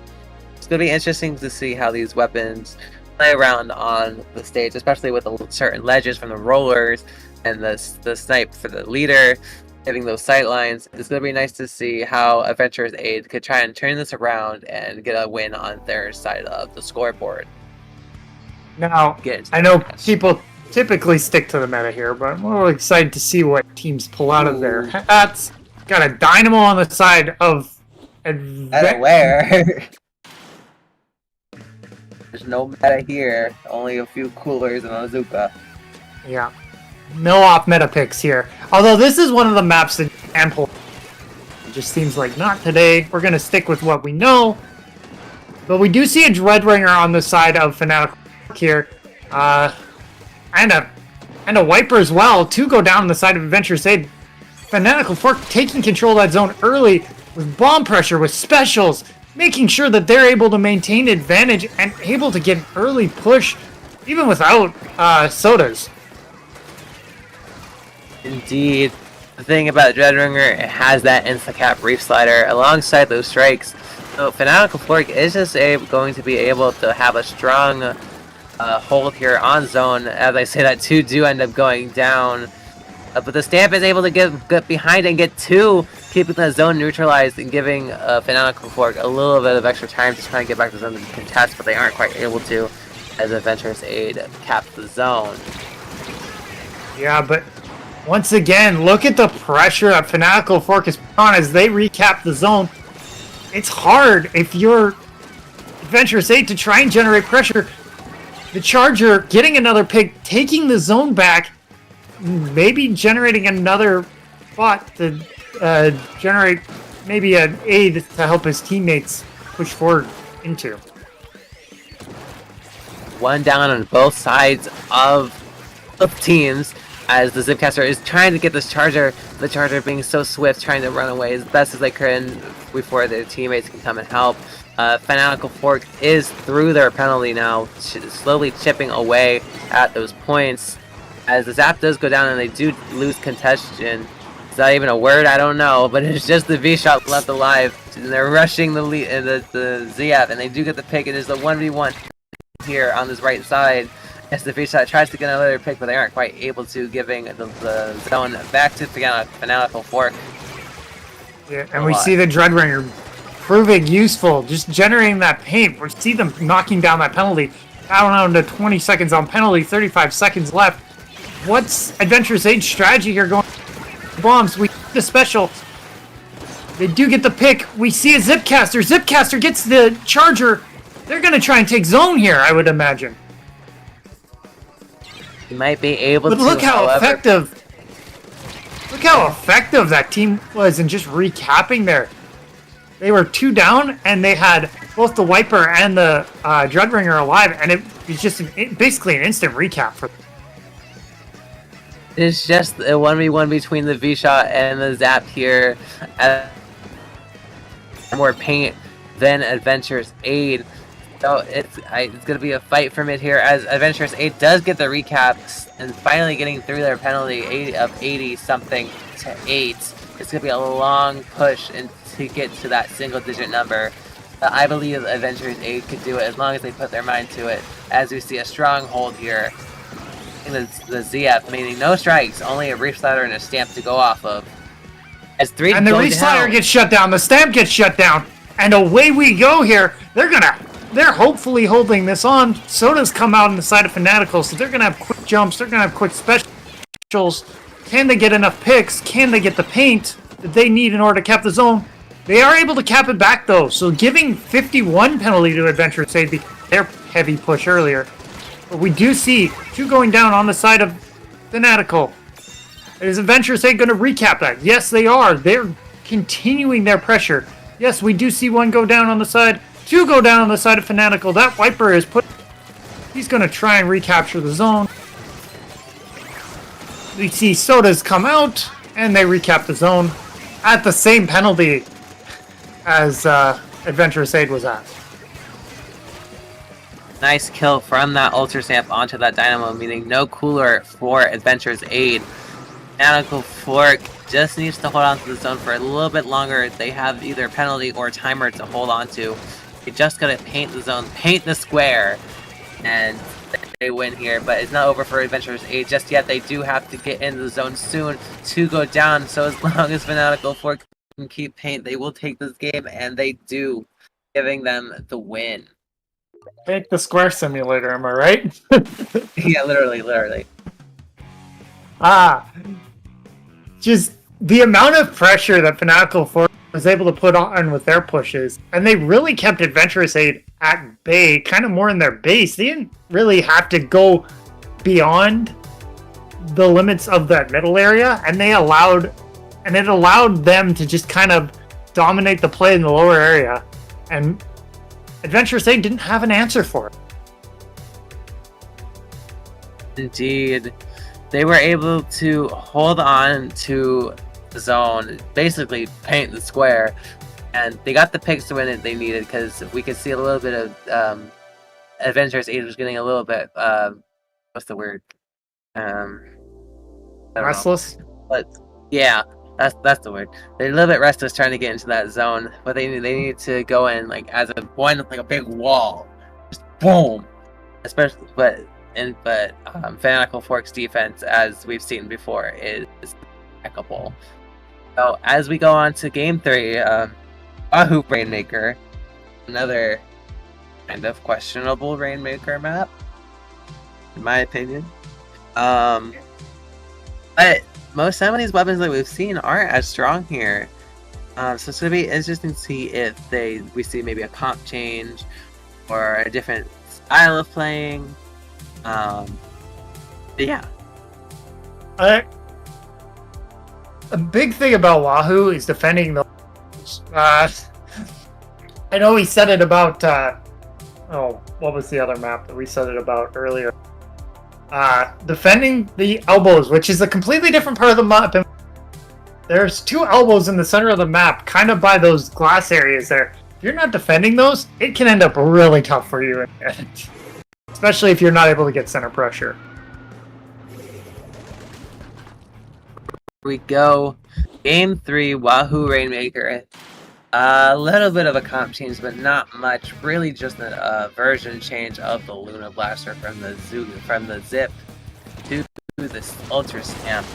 And Wiper is no longer here. As we see, I think Fanatical Fork getting that early pop. Yeah. I forgot that in Rainmaker they got rid of the elbow. It's in every other mode except as we see, maybe a little bit of a paint change. Focusing on the Dynamo, letting the Dynamo paint for your team, and maybe pushing up with your other players as you get the paint behind with the Dynamo. Trying to generate some pressure against it. We do see 1 pick. We do see 2 pick, but both teams have 2 up, 2 down right now. Is Rick going to push this? Trying to get the checkpoint. Doesn't quite get there. It's picked off. The Charger just getting back. Getting a pick on the Hammer. And we see Fanatical Fork just move in again. Not allowing them 1 second of rest. Continuing the push. Getting that first checkpoint. And on to the much more difficult task of getting to the second checkpoint on Wahoo World. Oh, but they're going. They very get to 19. Get to 19, but they get wiped. But once again, you have 1 person on Adventurous Aid pushing the tower and 2 people pushing forward. Is that going to be enough to generate an advantage maybe going forward? Oh, we see Trizuka come out. Very strong Trizuka there from P-Leader, or against P-Leader. Spots him and then picks him off with your special. As we see here, Adventurous Aid is able to get the pop in mid. They do go down, but they are able to get picks to counteract that with the cooler almost ready to go. It seems like Adventurous Aid is going to be ready to start a push here, as it is just the ZF left alive, so taking it left here would be the optimal play, but they choose against it. Oh, never mind, I lied. They choose against it for a long period of time. Might not be a great decision, as we see a Zipcaster right on top of the Rainmaker. Getting taken out by the Rainmaker. Yeah. But we see the pressure that the Rainmaker itself is able to put down, able to paint for itself, making sure that he's staying alive, getting the pressure, making sure to get to the checkpoint. They don't quite get there though. They lose the Rainmaker right about before Cyan was able to plan it. They do pop it and end up getting the checkpoint, but now it's all the advantages now on Fantastical side as compared to the side of an Advantageous Stage like it was seconds before. The Zuko coming in across the map, getting 2. That's just what Zuko do in this day and age. As Fanatical Fork was able to get it to 19 against 51 from Adventurous Aid. Adventurous Aid has 2 minutes to try to get it to 18, and they are playing pretty aggro here, which is what we like to see. The Rainmaker is in their favor, as Zuka is pushing that aggression, but the E-Leader is, or not the E-Leader, my apologies. Firefin is just, or ZNF is just, hey, I'm here, come and get me. Unfortunately, I have my teammates to back me up, quite unlike you, so you're not going to come here. As we see Inoki go down on the side of Adventurous Aid. He's not taking the typical defensive positions for that for a charger, but, and Inoki spots him out under the typical spot. We're able to see Fanatical Fork move forward and able to push forward now into the enemy territory again. We do have a minute left on the board, but the Rainmaker is in possession of Fanatical Fork. Really, all they have to do is stall it out in mid. They do have Cooler. They can play a little bit riskier if need be. The one going down on both sides. Adventurous 8 does have a Zuka at their disposal. The question is, will they use it? It seems that Fanatical Fork is opting to stall it in mid for as long as they can, but 2 do go down, putting the Rainmaker in an not ideal spot. Yeah, on the carousel there, Lemon does manage to get a pick on the Rainmaker. Adventurous 8 going to push forward. Unfortunately, P-Leader just happened to show up in the right spot, right time with a great shot there. Managing to get 1 pick, and now all of a sudden it's 2 picks. The hammer's out. Fortunately, they get picked off as well. Now you can hold it. Now you can push back. Kaliko actually picked it up. I don't think that's going to end well, though. And I think that's going to be it as Fanatical Fork takes Game 3 in a show up. Hey, we got here before you. We're very good at defending. I don't think you're going to push through. Very strong defensive effort from Fanatical Fork there. Bending, but not breaking. Yes, very nice show from Fanatical Fork, showing us 2 times now that they are not a force to be reckoned with. As that concludes our 4th prelim set, this seems to be the end for us. Where can we find you, Bob? You can find me on Twitter at thebomb93. I do stream on Twitch occasionally. It's same as here, thebomb93. I don't stream as much as I'd like to. I'd like to get back into right now. It's kind of not feasible for me. As for where you can find me most of the time, it's hanging out on Discord. I'm on the It's Dangerous to Go Alone. I don't mind playing with people. If you guys want to have just a friendly group up, by all means, just let me know. Yes. You can find me at gamers_dreams_ on Twitter and pretty much anywhere else, on Twitch too. But yeah, it's been fun. Both these teams and all the teams we've seen today are great competitors and definitely all deserving of being in the Masters bracket. Coming up next, we will have Top Cut and a new set of commentators that will be joining you shortly. So thank you for watching, and we'll be back soon. Stay brothers. Hello everybody, welcome back to It's Dangerous to Go Alone. I'm here joined by my lovely co-commentator, Carnival. How are we doing today, Carnival? Oh, I'm doing pretty good. I'm really excited to see the Top Cut semifinals. I've been waiting all day for this. Nervous in my seat, ready to see some matches. As have I. We see the teams now showing up on stream. Crowded Consequence versus Bashful Bayou. I don't know how to pronounce that. Bayou, yeah. Yeah, okay, so I basically got it. Either way, we got some very interesting weapon choices by the players here. A Dynamo 1-trick and a Dread 1-trick on one team. Wow. Who decided on that? And then a lot of stuff on the other team. At least 4 weapons per player. I'm excited to see how this will go. Absolutely.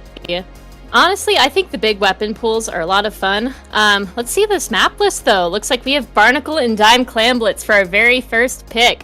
Quite the interesting map mode choice, if I do say so myself. I was just saying, I'm a sicko. I like Barnacle and Dime Clamblitz, but I'm also a skirmisher, so that might be a little bit of bias showing. That would probably make sense. Speaking of Clamblitz, we see at the very end of the map list, Sturgeon Shipyard. Very interesting. Moving into this first game. Also, speaking of Clamblitz. Here we go. Splishmatic. Not many see people Decapitator. Ooh. Decapitator. Decapitator. It's the same word. See this Dynamo trying to farm for a cooler. Damn near immediately. Running out of ink on the left sneaky. It's quite fun to watch already. Absolutely. It looks like Crowded Consequences has the advantage as they immediately get a 3 down on Bashful Bayou. They're pushing into that clam basket area, pardon me, and they are just holding with that Dynamo, ready to build a clam and run it in as soon as they possibly can. What do we think? See a jump from the Dynamo. This is very intense already, not even 50 seconds into the game. See this Dynamo just absolutely controlling this right street over here. They have a ball, 2 down, and already a score, not even a minute past. Down to 71. This is already wild.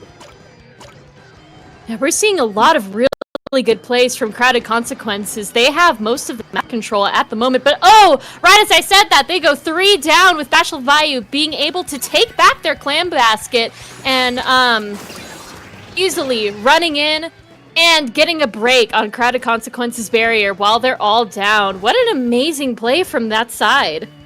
This is very back and forth already.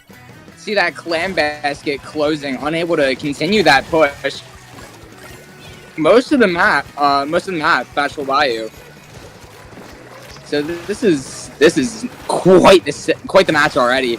See that Zuka getting popped there, Tame going down. How do we think this will end up? Let's make a little prediction here, Carnival.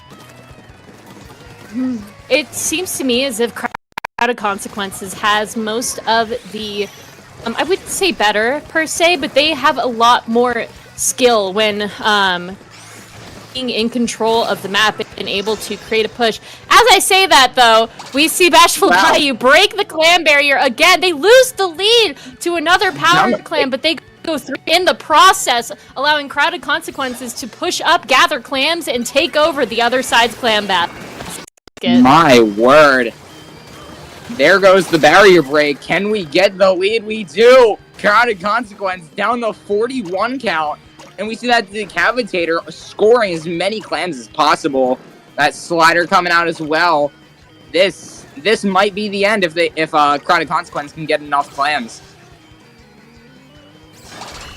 Oh, that's unfortunate. Oh my god. Oh my goodness. Holy jump in. Holy jump in. I didn't even see that jump in. That was insane. Let's go. That was incredible. That was amazing. Quite the play there. Excellent work, Jenny. We love you here. Put it in the hands of a really good user like that, able to quickly take care of crowds, farm for coolers, spawn jumps in. They were really well synced up there. Wouldn't you agree? Absolutely. That was quite the gameplay presented by the Dynamo there. I'm shaking in my seat right now. I'm concerned that Dynamo will find my address and come to my house. Enough about that. We got our next map, the fan favorite counter pick, Inkblot Art Academy Tower Control. I have a lot to say about this one, but I don't think all of my words are going to fit in the time that we have from now till match. Let me just say, though, that Dynamo might also be a really good pick for tower control, especially considering the cooler immunity on tower that we have now. Oh, I'm very excited about, personally. Oh, definitely. Couple words from myself regarding this map mode. The amount of times that I have seen this very map mode counterpicked against me in a tournament is absurd. I don't know why everyone loves this so much, why nobody can be creative. It's the meta of counterpicks. And I know I'm using that word very sparingly, meta. But come on, people. Be funner. You hate fun. And whimsy, maybe? Exactly. You are not whimsical. You are not a little elf creature. Get fun. No, seriously. The times I've seen Inkblot tower control picked in a counter pick is honestly obscene. It stands to reason, though, that it is a very popular tournament map mode for a reason. There are a lot of really interesting plays that you can do on tower control. during Inkblot, there's a lot of different ways that you can go. The Inkblot Art Academy map itself is just a lot of fun to move around and try and find different angles to get the lead, get the push, get the advantage. And hey, let's get right into it. Let's see if we can get a 2-0 for Crowded Consequences. Let's see what they're bringing. Same comp as last time, I'm pretty sure. Ooh. See, a leader? That was not there before. Ooh. Leader. Alright, all stealth jump with a main of sub power up on that leader. Very interesting. That's the only shoe main that is not stealth jump, actually. Don't know why I'm the only one noticing that, I think. Yeah, no, chat's dead. Two down already for Bashful Bayou. 3, never mind, I can't count. Yeah, looks like Crowded Consequences is absolutely taking hold of that mid and neutral area. As we saw with the last game, they're just making Bashful Bayou jump around and try and take them out. That Dynamo being an absolute beast as per usual. We see a bubble and a vac. They're already past the checkpoints. They're going straight for checkpoint 2. Yikes. Anybody gonna be able to stop them? I don't think so. No. Already checkpoint 3 taken by Crowded Consequence. 7-6, 5-4, 3, 2, 1. Knockout. Oh my god. Oh my That may have been the quickest tower control match I've ever seen on that damn map.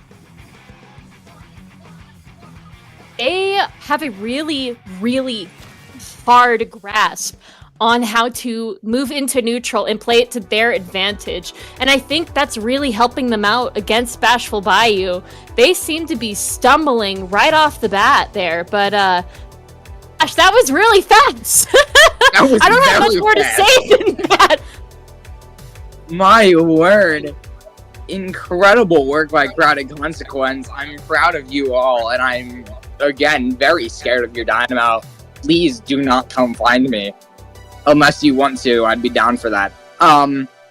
Next up, Umami Ruins on Splat Zones. I should have flipped that. We don't talk about my words here, though, because I'm the commentator. I have more power than all of you viewers. I personally have a love-hate relationship with this map mode. I love it one day in a scrim. I play it in a tournament the next day, and I hate it, and I want to cry when I play it. What are your thoughts here, Carnival? I'm personally an Umami Zones fan, especially since I play a little bit of Tri-Nouveau. Very helpful bucket on that map, by the way. The main key takeaway for this, though, I want to say, is not only being able to control both zones at once, but knowing when to push up into the enemy's base to keep them back, because on Umami Ruins there are only so many places that you can get into mid from, that being from the dome, from the grates, from the ink rail that's situated right next to the grates. There's not a lot of places to get into mid, and having control of those places will ensure that you are able to easily take out the enemy as they try and take back the zone from you. Definitely. Speaking of the zones, they are in very, very odd spots, I believe. On each side of stage, I don't really like how a single slosher can control all of that from one spot, just flicking their camera back and forth, left and right, left and right, left and right. It's unnerving, in my honest opinion. I don't think I want to fight you. It's easy to take control of the zone as a bucket when you have a good anchoring point and good frontliners who can support you being anchored for that long on the zone. However, it becomes a little bit trickier as soon as the other team makes a good advantage into the zone, especially because you're suddenly alone in the middle. It's like a Trizuka aimed at you or a shot coming directly at you, and you can't get out of the zone as fast as you would like to. of you being able to stay anchored in the zone while the other team. Yes. Here we go. Whoa. Ooh, Establat. we had it! Well, that is a very extreme. I'm going from E-leader on one match to shot on the next. Quite a drastic change in weapon there. See that splash wall. Getting 2 down for Crowded Consequence, 2 down for Bashful Bayou. Actually, 3 being the spread about the map. I can't believe this. It seems like Crowded Consequences once again playing that neutral state to their advantage and able to easily take out Bashful Bayou one by one. We see that Booyah come in, but it's not able to do much as Crowded Consequences continues to take a hold of the zone. They go 3 down and they're already past 70. Going forth, trying to contain Bashful Bayou from jumping back into the zone. We'll see how it ends up for them, though. See those tri-strikes come out. See Melomania just controlling this zone, like I mentioned, is just standing on top of the stage with a bucket, just going back and forth, trying to take over that left zone. And see that Reef Splatter coming out. Oh my! Splat Roller just dominating on the dome there. Moving up. Holy curling bomb. And wow. Wow. I'm speechless. I don't even know what to say. I don't know how to respond to this. That was a quick 3-0. Like I said, Crowded Consequence, I have nothing but respect for you. I love you. And words cannot describe how grateful I am for you four to be in this world. Yeah, moving forward. That was an incredible set of games on Crowded Consequences' part, to be honest with you. Definitely, I'm amazed. I have no words as to how to react to this. Just a wow. I think WoW sums it up pretty well, actually. Yeah, I guess so. So, amazing work. These guys are going to Grands. It seems like these guys are, well, commentators' favorites. We'll just call them the, I'm trying to think of a C alliteration, and I'm not coming up with anything. This is why I commentate for this, and I don't name the teams. Commentators' crushes. I don't know. We won too fast. Yes, you did, Melomania. Good. Astute observation in the chat there.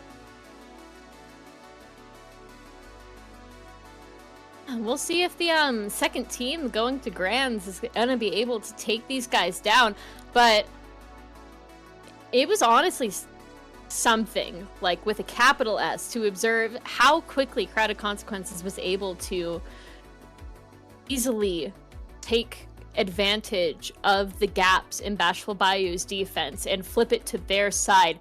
Even when they went 3 down or a delayed wipe on some of the Barnacle and Dime plays, they were able to just regroup, keep a level head, and just move forward. Absolutely crushing Bashful Bayou.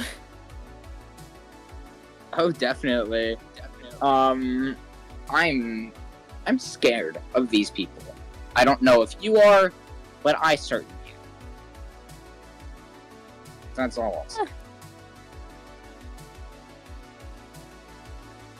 See, theoretically, if I was playing It's Dangerous to Go Alone right now, I would not be in the same bracket as Crowded Consequences, so I truly have nothing to fear.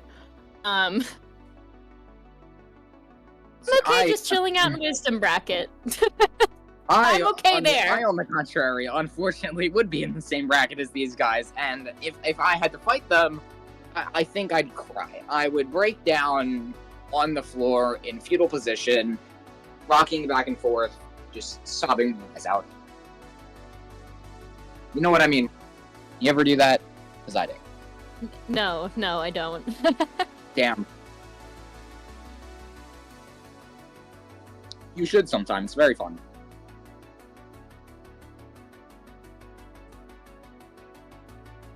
Oh, goodness. And as we're waiting for this next round of matches to start, what are we thinking? What are the vibes? Vibes are good on my end. Vibes are Very excited awesome. to be here. I'm,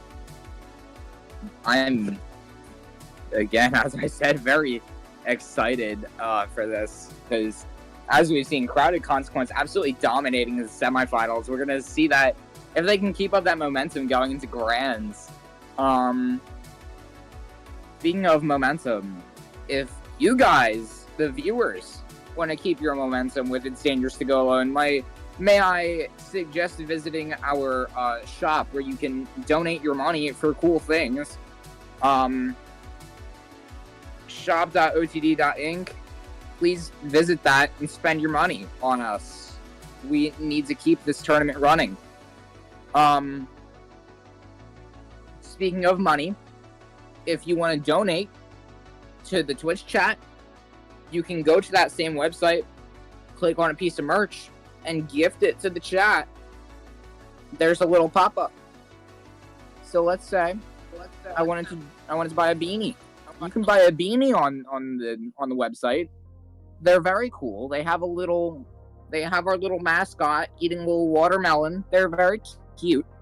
You can buy them, and then you can gift it to the chat by clicking gift to Twitch chat. Consider doing that if you're rich.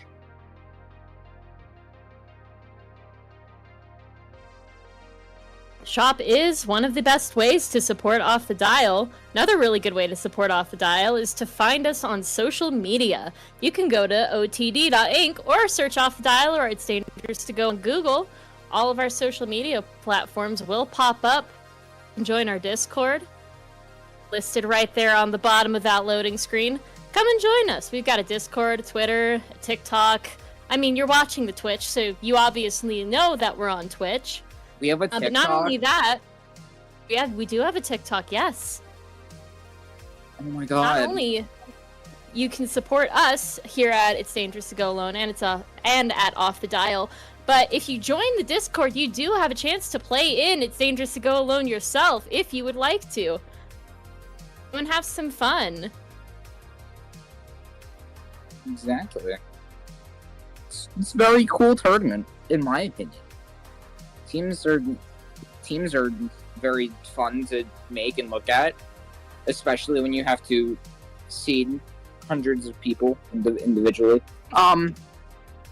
Anyhow, go ahead, join our server. It's very easy to find. Speaking of our social media platforms, they're very easy to find. It literally just search otd.inc/ you can pick the platform if you type in the platform after that little slash. We have pretty much everything you could ever look for except a Facebook. We should make a Facebook. I'm gonna pitch that to the team.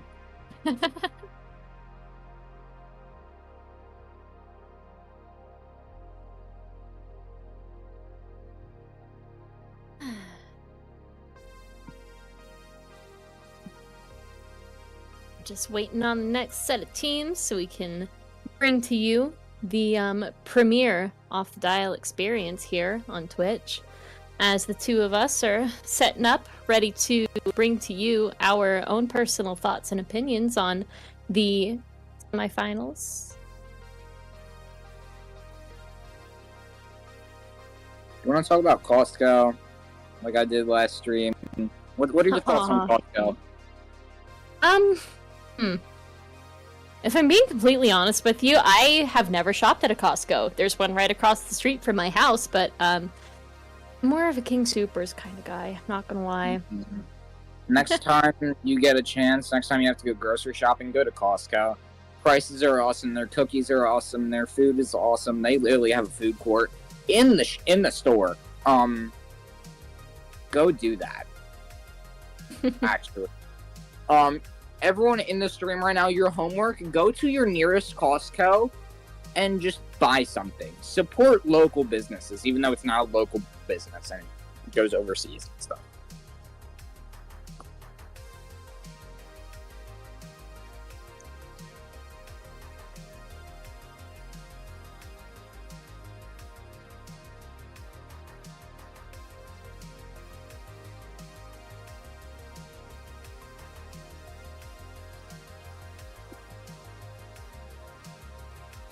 I got a Y as a response to can we make a Facebook.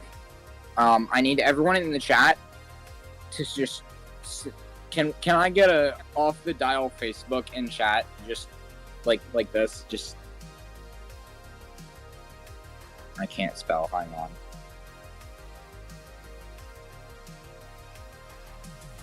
Can we just get one of those in chat? Just copy and paste that message. My boss needs to see it.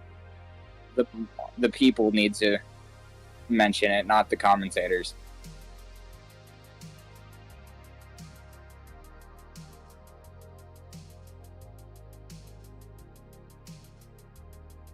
Carnival, do you want an off the dial Facebook? I can't say that I've ever used Facebook. Neither can I. So I'm not quite sure. I don't really... Actually, speaking of, I don't really have any social medias. I probably only use Discord, like, actively. I do run my my team's Twitter, but... That's close enough. If you want to find me on my Discord, you can see me on the little thing underneath the microphone at CosPro's Sting Discord. You'll usually find me hanging out around various Splatoon 3 servers. I commentate for a lot of stuff. If you see me, say hi. Speaking of socials, as mentioned, I have a Twitter. I'm like Carnival over here. At Crableg Capital. Please follow me. I need more than 403 followers. Yes, I know the exact number. I don't know why. I use Twitter religiously. I got a no to my Facebook request. This is sad. Yeah, go follow me, please. It would mean so much. I will consider you my Pookie Bear for life if you do. Crableg Capital. What, is that your favorite map? Maybe? Yeah. Yeah, it is. Fair enough. I have, like, a lot of favorite maps, but Crableg is my top #1 favorite. I hope we get to see Crableg in some of these map lists coming up.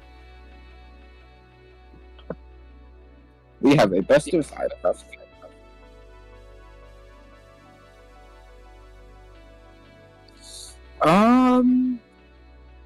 Love to see the best of 5 format. It's a classic.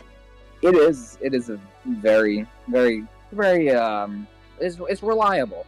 Let's put it that way. It's not a best of 7, it doesn't take too long. It's not a best of 9, it doesn't take that long either. It's not a best of 3, it's not that short. It's a best of 5, you have to win 3 matches out of the 5. In case anyone here wasn't aware.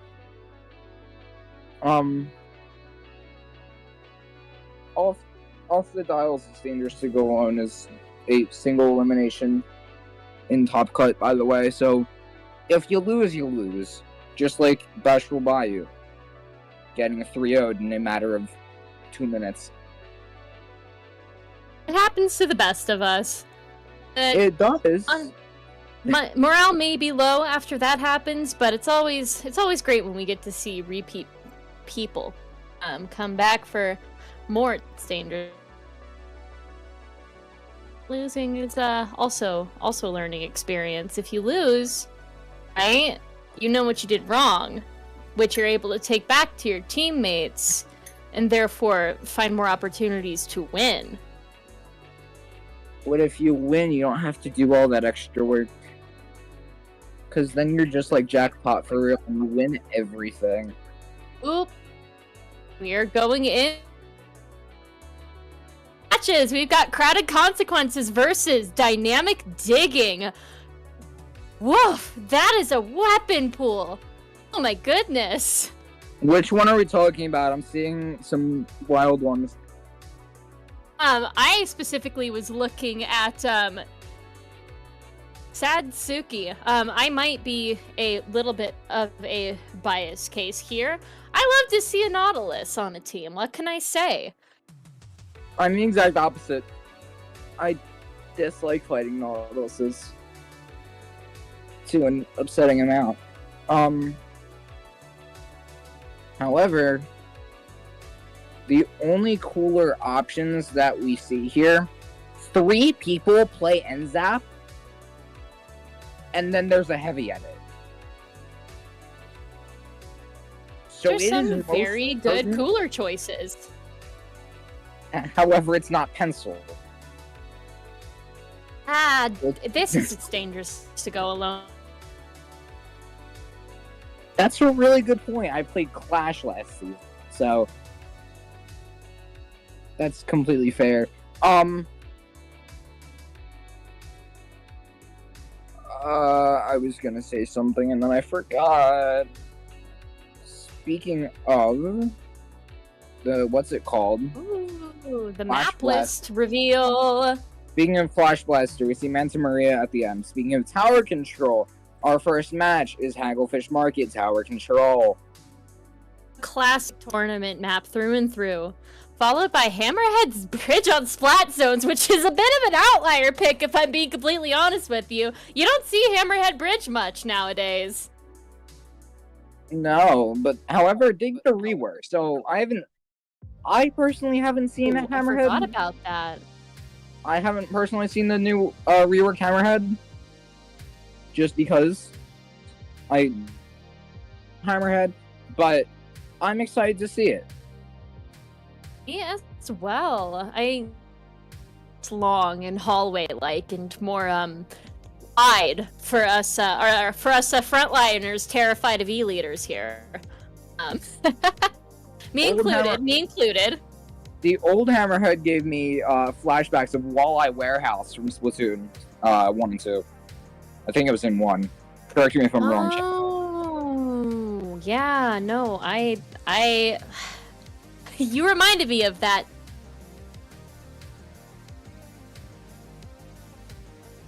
I'm not sorry. So but as we're going into this, Hagglefish Market, again, as I said, classic tournament map mode we have going on here. Very important to keep on that objective line. There's a lot of ways around in Hagglefish Market, a lot of ease to shoot the enemy team off of it if you know what you're doing. A lot of easy flank routes for us. If you play a sharking weapon like Carbon Roller, I don't like you. To the match.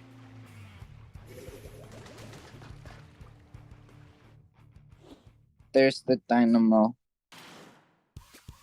Looks like we have a Splatana on either side with consequences. Dynamic Digging bringing out that Stamper. And they are rather quickly, and we can see Crowded Consequences on the opposite sword. And they are just to be a nuisance. As a decapitator would. See everyone's back all of a sudden. Splash down. We see the Odor Stamper dying. And then coming back. and then more people dying and coming back. That Dreadringer is kind of like behind everybody, shooting. Whoa, It's just 3 down for Dynamic Digging. that we have there. I'm just kind of at a loss for words, especially after that last set, so I'm gonna be a little silly for now. That Dreadringer abusing the ledge. Yeah, they're absolutely knocking out Dynamic Digging from that ledge. That Dreadringer seems to be a bit of a problem for everyone. We see they immediately pop that bubble on tower as they move up into the canopy area, trying to get a pick. 2 to go down on the side of Crowded Consequences, but that Splat Roller still being a bit of a nuisance. Dreadringer easily taking out the roller on the opposite side, while the Decavitator, oh my goodness, that is such a mouthful to say, while the Decavitator goes down. It seems like Crowded Consequences is able to keep that tower for a little bit of a longer time than Dynamic Digging was able to, but Dynamic Digging moving up, taking their space back after Crowded Consequences goes down. I'm not sure if they'll be able to get this lead, but here's hoping they put up a bit of a fight, you know? Exactly. You know, struggling a little tiny bit, but still managed to claim the tower for a short period of time. See the drinks come out there from that NZAT. 2 down, as far as I can see. For Crowded Consequence. Ooh! Wow! Wow! 3 down on the side of Crowded Consequences. Oh my goodness. Dynamic Digging at checkpoint 1, I hope they're going to be able to take this corner. And they do. They make it past checkpoint 1. They're still on the tower, but they're 2 down. Let's see if they're going to be able to bring it back. Oh no! Oh no! A wipeout on the side of Dynamic Digging as Crowded Consequences pushes back up into mid, taking neutral easily. Able to hold their space and hold that lead as they push up super far into that base with that Reef Slider there. Unfortunately, going down to that Splat Roller. Splat Roller kind of being tiny bit controlling instead of the Dynamo as we're Dream here. See them just kind of moving around a little bit, trying to find somebody and pick off. See them get one there. A Dreadringer. They still have a grip on that tower, though. Oh my goodness. Dynamic Digging losing their footing just a little bit. Oh my gosh, never mind. 3 down on the side. Wipeout on the side of Crowded Consequences. It is just back and forth here with Dynamic Digging moving back up into mid, taking that space. They're trying their best to be able to get that tower going. There's under a minute left. Crowded Consequences not quite out of the clear yet. But we'll see. They got those cooler. They have that cooler out. Those sodas are on the way. Oh my goodness. Flashdown getting canceled by a Reef Slider by Melomania. One going down the roller. Seth Platana just trying to survive there. He goes down to the roller. Eventual trade-off by the Dreadringer into the Splatana. See that Zap going down. 3 down for Dynamic Digging. Yeah, roller has a big bubble already. Just kind of sitting there. That seems like they are ready to pop that bubbler whenever to hopefully push them all the way to victory. But seems like 5 seconds in and we've got that overtime clocking off. They touch the tower in order to win, but oh, there it goes. With Crowded Consequences taking game 1. Dynamic Digging not letting them go off easy, though. They are more than a match for Crowded Consequences, so we might see some longer games this time, which I'm very excited about. Longer games are very fun. However, short games are also very fun. Medium-length games, they're a little boring sometimes. Speaking of long-length games, we have Hammerhead next. How are we feeling seeing Hammerhead in a tournament map list for the first time in God knows how long. I'm honestly personally excited. Out of Consequences playstyle, for my personal perspective, doesn't seem to mesh well with how Hammerhead Bridge is traditionally played. It's more of a long-range free-for-all on Hammerhead Bridge most of the time, but I'm excited to see how that rework plays more into the frontline areas more, and see if Dynamic Digging can take a game off of Crowded Consequences. Maybe we'll even go to Game 5. I'm hoping for a reverse sweep, personally. See, that would be very, very funny. A reverse sweep? However, I don't know. It seems a little too far-fetched, especially for some tournament like It's Dangerous to Go Alone, where you don't have much time to coordinate, and a reverse sweep can be especially difficult.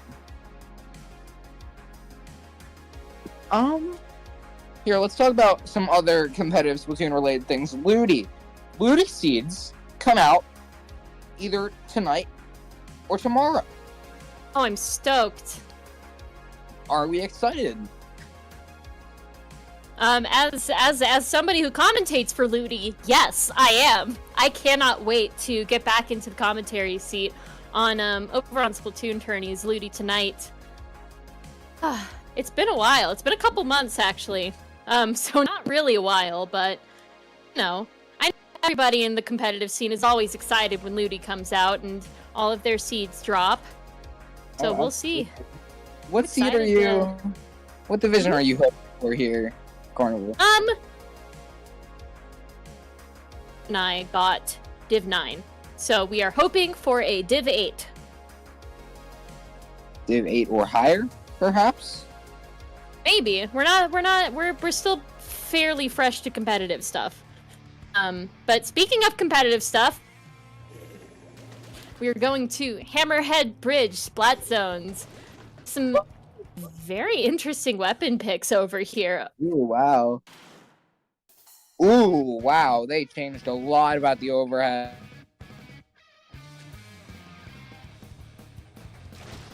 Dangerous. It is very wide. You are totally right.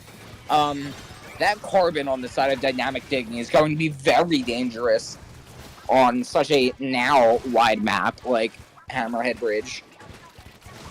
But we see the Dynamo already controlling the upper ramp on the side of Crowded Consequence.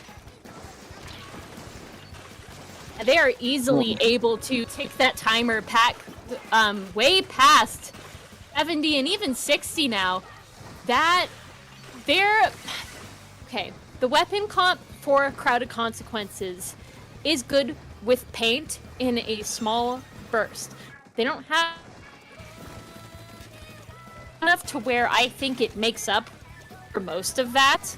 They're 2 down on the side of Crowded Consequences, though. This is Dynamic Digging's chance to take back the zone, but it is ticking down rather quickly, and they seem to be stalling over by the ramp.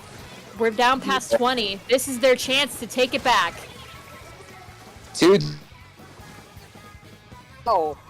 Dynamic Digging has not gotten a single point off the zone, and it looks to be a knockout already. Back to the very quick matches by Crowded Consequences. I'm flabbergasted. I am in shambles. My timbers have been shivered, one would say. They definitely seem to have a bit more of an advantage than other teams we've seen so far when it comes being able to take a really good control of that zone really quickly, and they're 2 down. Definitely. Something I'm very curious about, what see for Rainmaker? I personally haven't seen or Dynamic Digging on Rainmaker yet, but I'm especially excited for Humpback because I have not commentated a Humpback Rainmaker game in a good long while. map to be back for me specifically. Yeah, fair enough. Humpback Rainmaker seems to be the pick of choice for humpback modes, you could say. All the other modes are bad. In different, it's we're not sugarcoating it here. The rest of them are kind of bad. Rainmaker is at least decent. I specifically really like the fact that there are lots of choke points that you can force the Rainmaker into. Okay, try Foster User. Hey, listen. Leave me and my toxicness alone, okay?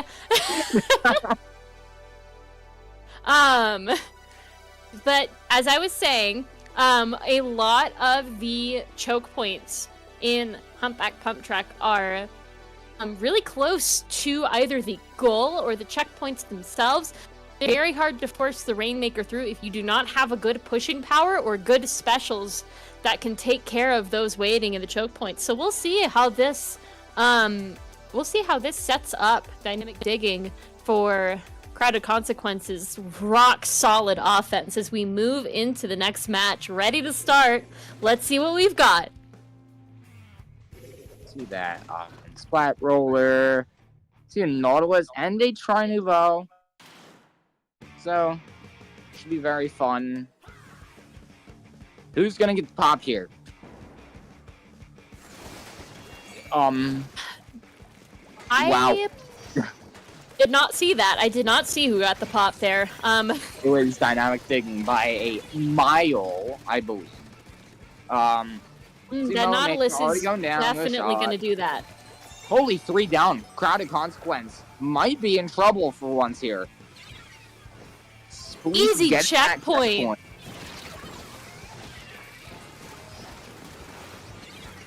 Curling bomb kill? We see curling bomb kill. Ooh, curling bomb kill. Oh my goodness, Dynamic Digging just going straight for the goal. Crowded Consequences was 3 down and they just went for it with the 3 points. Crowded This is what I love about Rainmaker. 0. Pop your splash Nautilus down. being able to just easily take care of most of the people. Getting a trade, well deserved on their side, but they are 3 down, which allows Crowded Consequences to take the Rainmaker, move it up as far as they possibly can. That Rainmaker reset. Crowded Consequences is already on it with that Dynamo being able to easily pop that Rainmaker. Oh my goodness! Oh, the shot from behind gets a double, and that Rainmaker is down. Dynamic Digging might be from in. the side of Dynamic Digging. See that Kraken Royale being popped on the side of Crowded Consequence. 10 Melomania. They can get the checkpoint. Alright. 2 down on either side. Dynamic Digging all the way back. Game jump again. See that Zuka being popped there. However, the Inkjet seems to be causing a little bit of trouble. See that Crowded Consequences is moving that Rainmaker forward, but we've got that shot on the opposite side. Able to bring it that far though, with Dynamic Digging keeping a really good defense in their base, able to pop that Rainmaker immediately.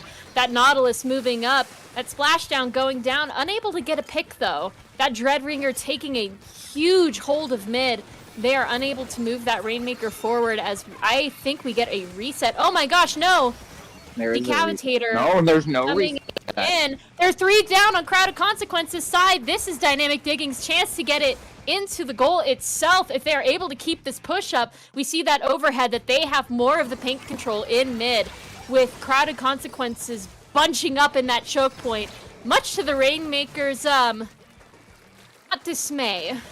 I'm thinking of the other word, but I can't think of it right now, as they are moving up into that checkpoint, able to easily take one pick after the other. Oh my goodness.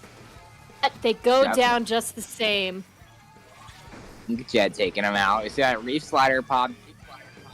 You see that Dynamo just absolutely being as controlling as usual.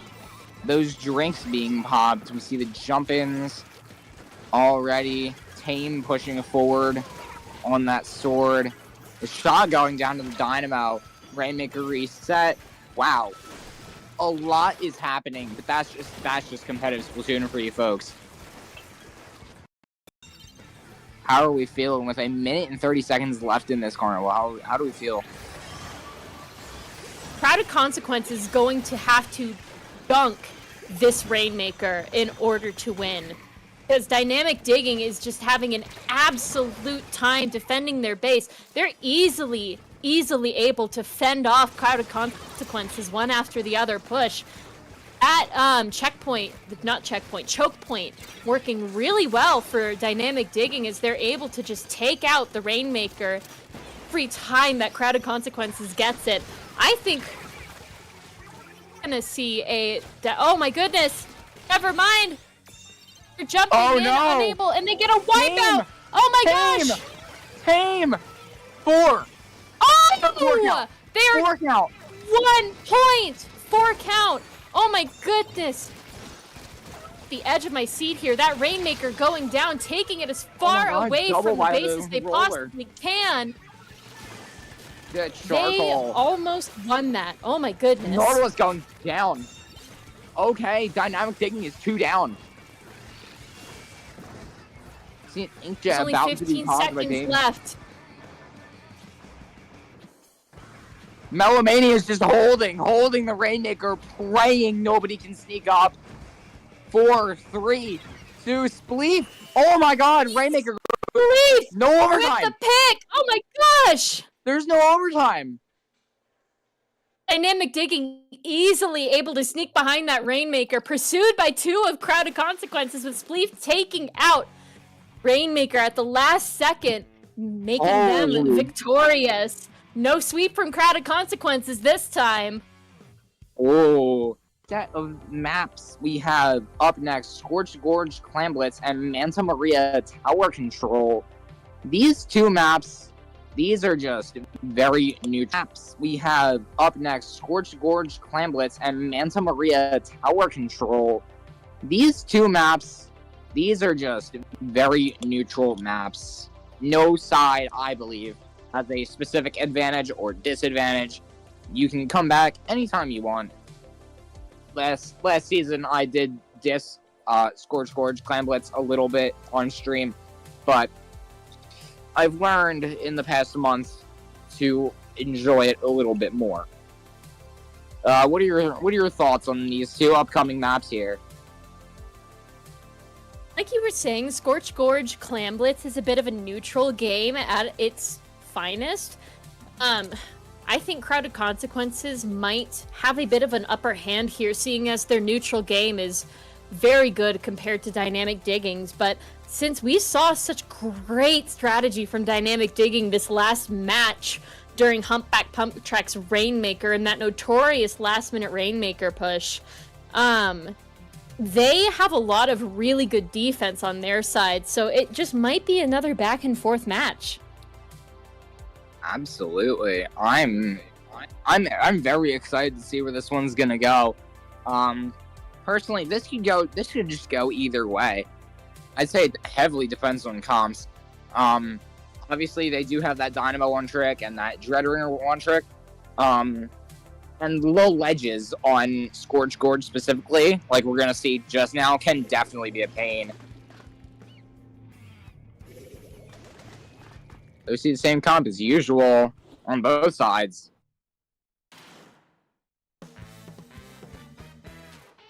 Whew. Alright. Move in. Which team can get into mid first?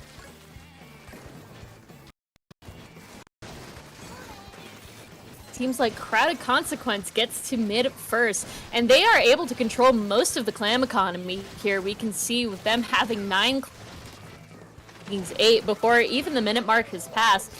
But I wouldn't count out Dynamic Digging just yet, as Trinovo is painting a bit. Sodas quickly might be their advantage here on Clamblitz especially. Go down on the side of Crowded Consequences though, so we can hopefully see Dynamic Digging move forward and getting hold of the clam economy. Sure. Going up and down. Just trying to toss fizzies, get a cooler. See those drinks being popped. That roller kind of sneaking around a little bit. Elemental in chat stream is a whole PowerPoint presentation. Oh my We put a goodness! lot of effort into this. You see dynamic digging 74 count. break the barrier, and they are just tossing those clams in, trying to keep that hold of the basket, but dynamic digging I'm not dynamic digging, my apologies. Crowded Consequences easily able to push dynamic digging out of their basket, placing down beacons with that Kraken roller to ensure easily available jump points back into mid. My apologies, I cannot speak suddenly. Love that. We love what can we call that? Voice dyslexia?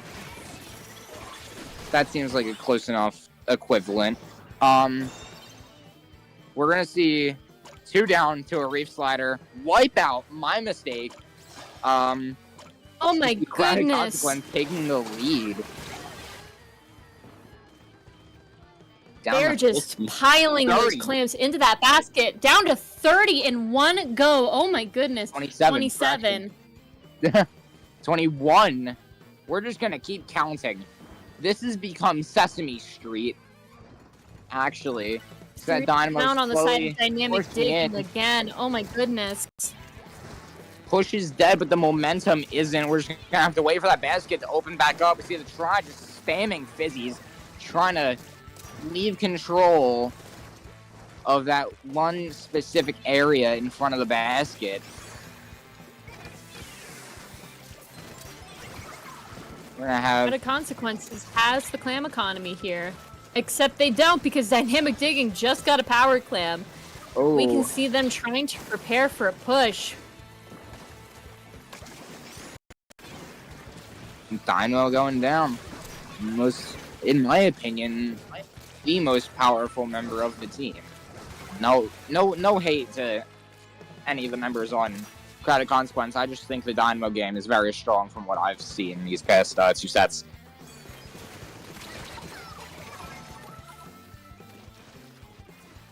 We're gonna see that Nautilus. Oh.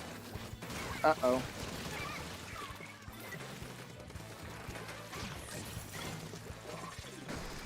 Digging. This is quite the set already. That jump getting camped by the Kraken roller. We see Crowded Consequence just kind of holding space in front of the basket. 2 down. What words do we have for this as we see a whole massacre go down by that pillow? There's less than a minute left in the match. Dynamic Digging needs to get it together and score at least 60 more points in order to win this. That Dynamo is just absolutely going ham in mid. 3 down on the side of Dynamic Digging. I don't think they're going to be able to come back from this one. That Dynamo easily able to create a power clam as they dunk it into that clam basket. Ooh. It's open. They are throwing the clams in there as fast as they can. Definitely. 9 We seconds see that left. charcoal. Oh, it's just the charcoal. Wipeout for Dynamic Digging. They might have a chance going into overtime. They need to grab that clam. Ooh. They pop the clam in. Can Dynamic Digging make a good enough push to extend the timer, though, is the question. We're going to need to see an immediate push here. Oh, and the basket goes down just as the power clam goes in. Oh. Crowded Consequences takes the set. That was close there for a while. I was sure that Dynamic Digging was going to get that win off of them. So was I. That was quite the game. We do see, however, a 3-1 win for Crowded Consequence. That's gonna end the set. That's the set closer right there. That win on Scorch Gorge. Congratulations, Crowded Consequence. You are the winners of It's Dangerous to Go Alone. What season is this? Congratulations. 46. I knew it was something in the 40s. We saw some pretty amazing games on either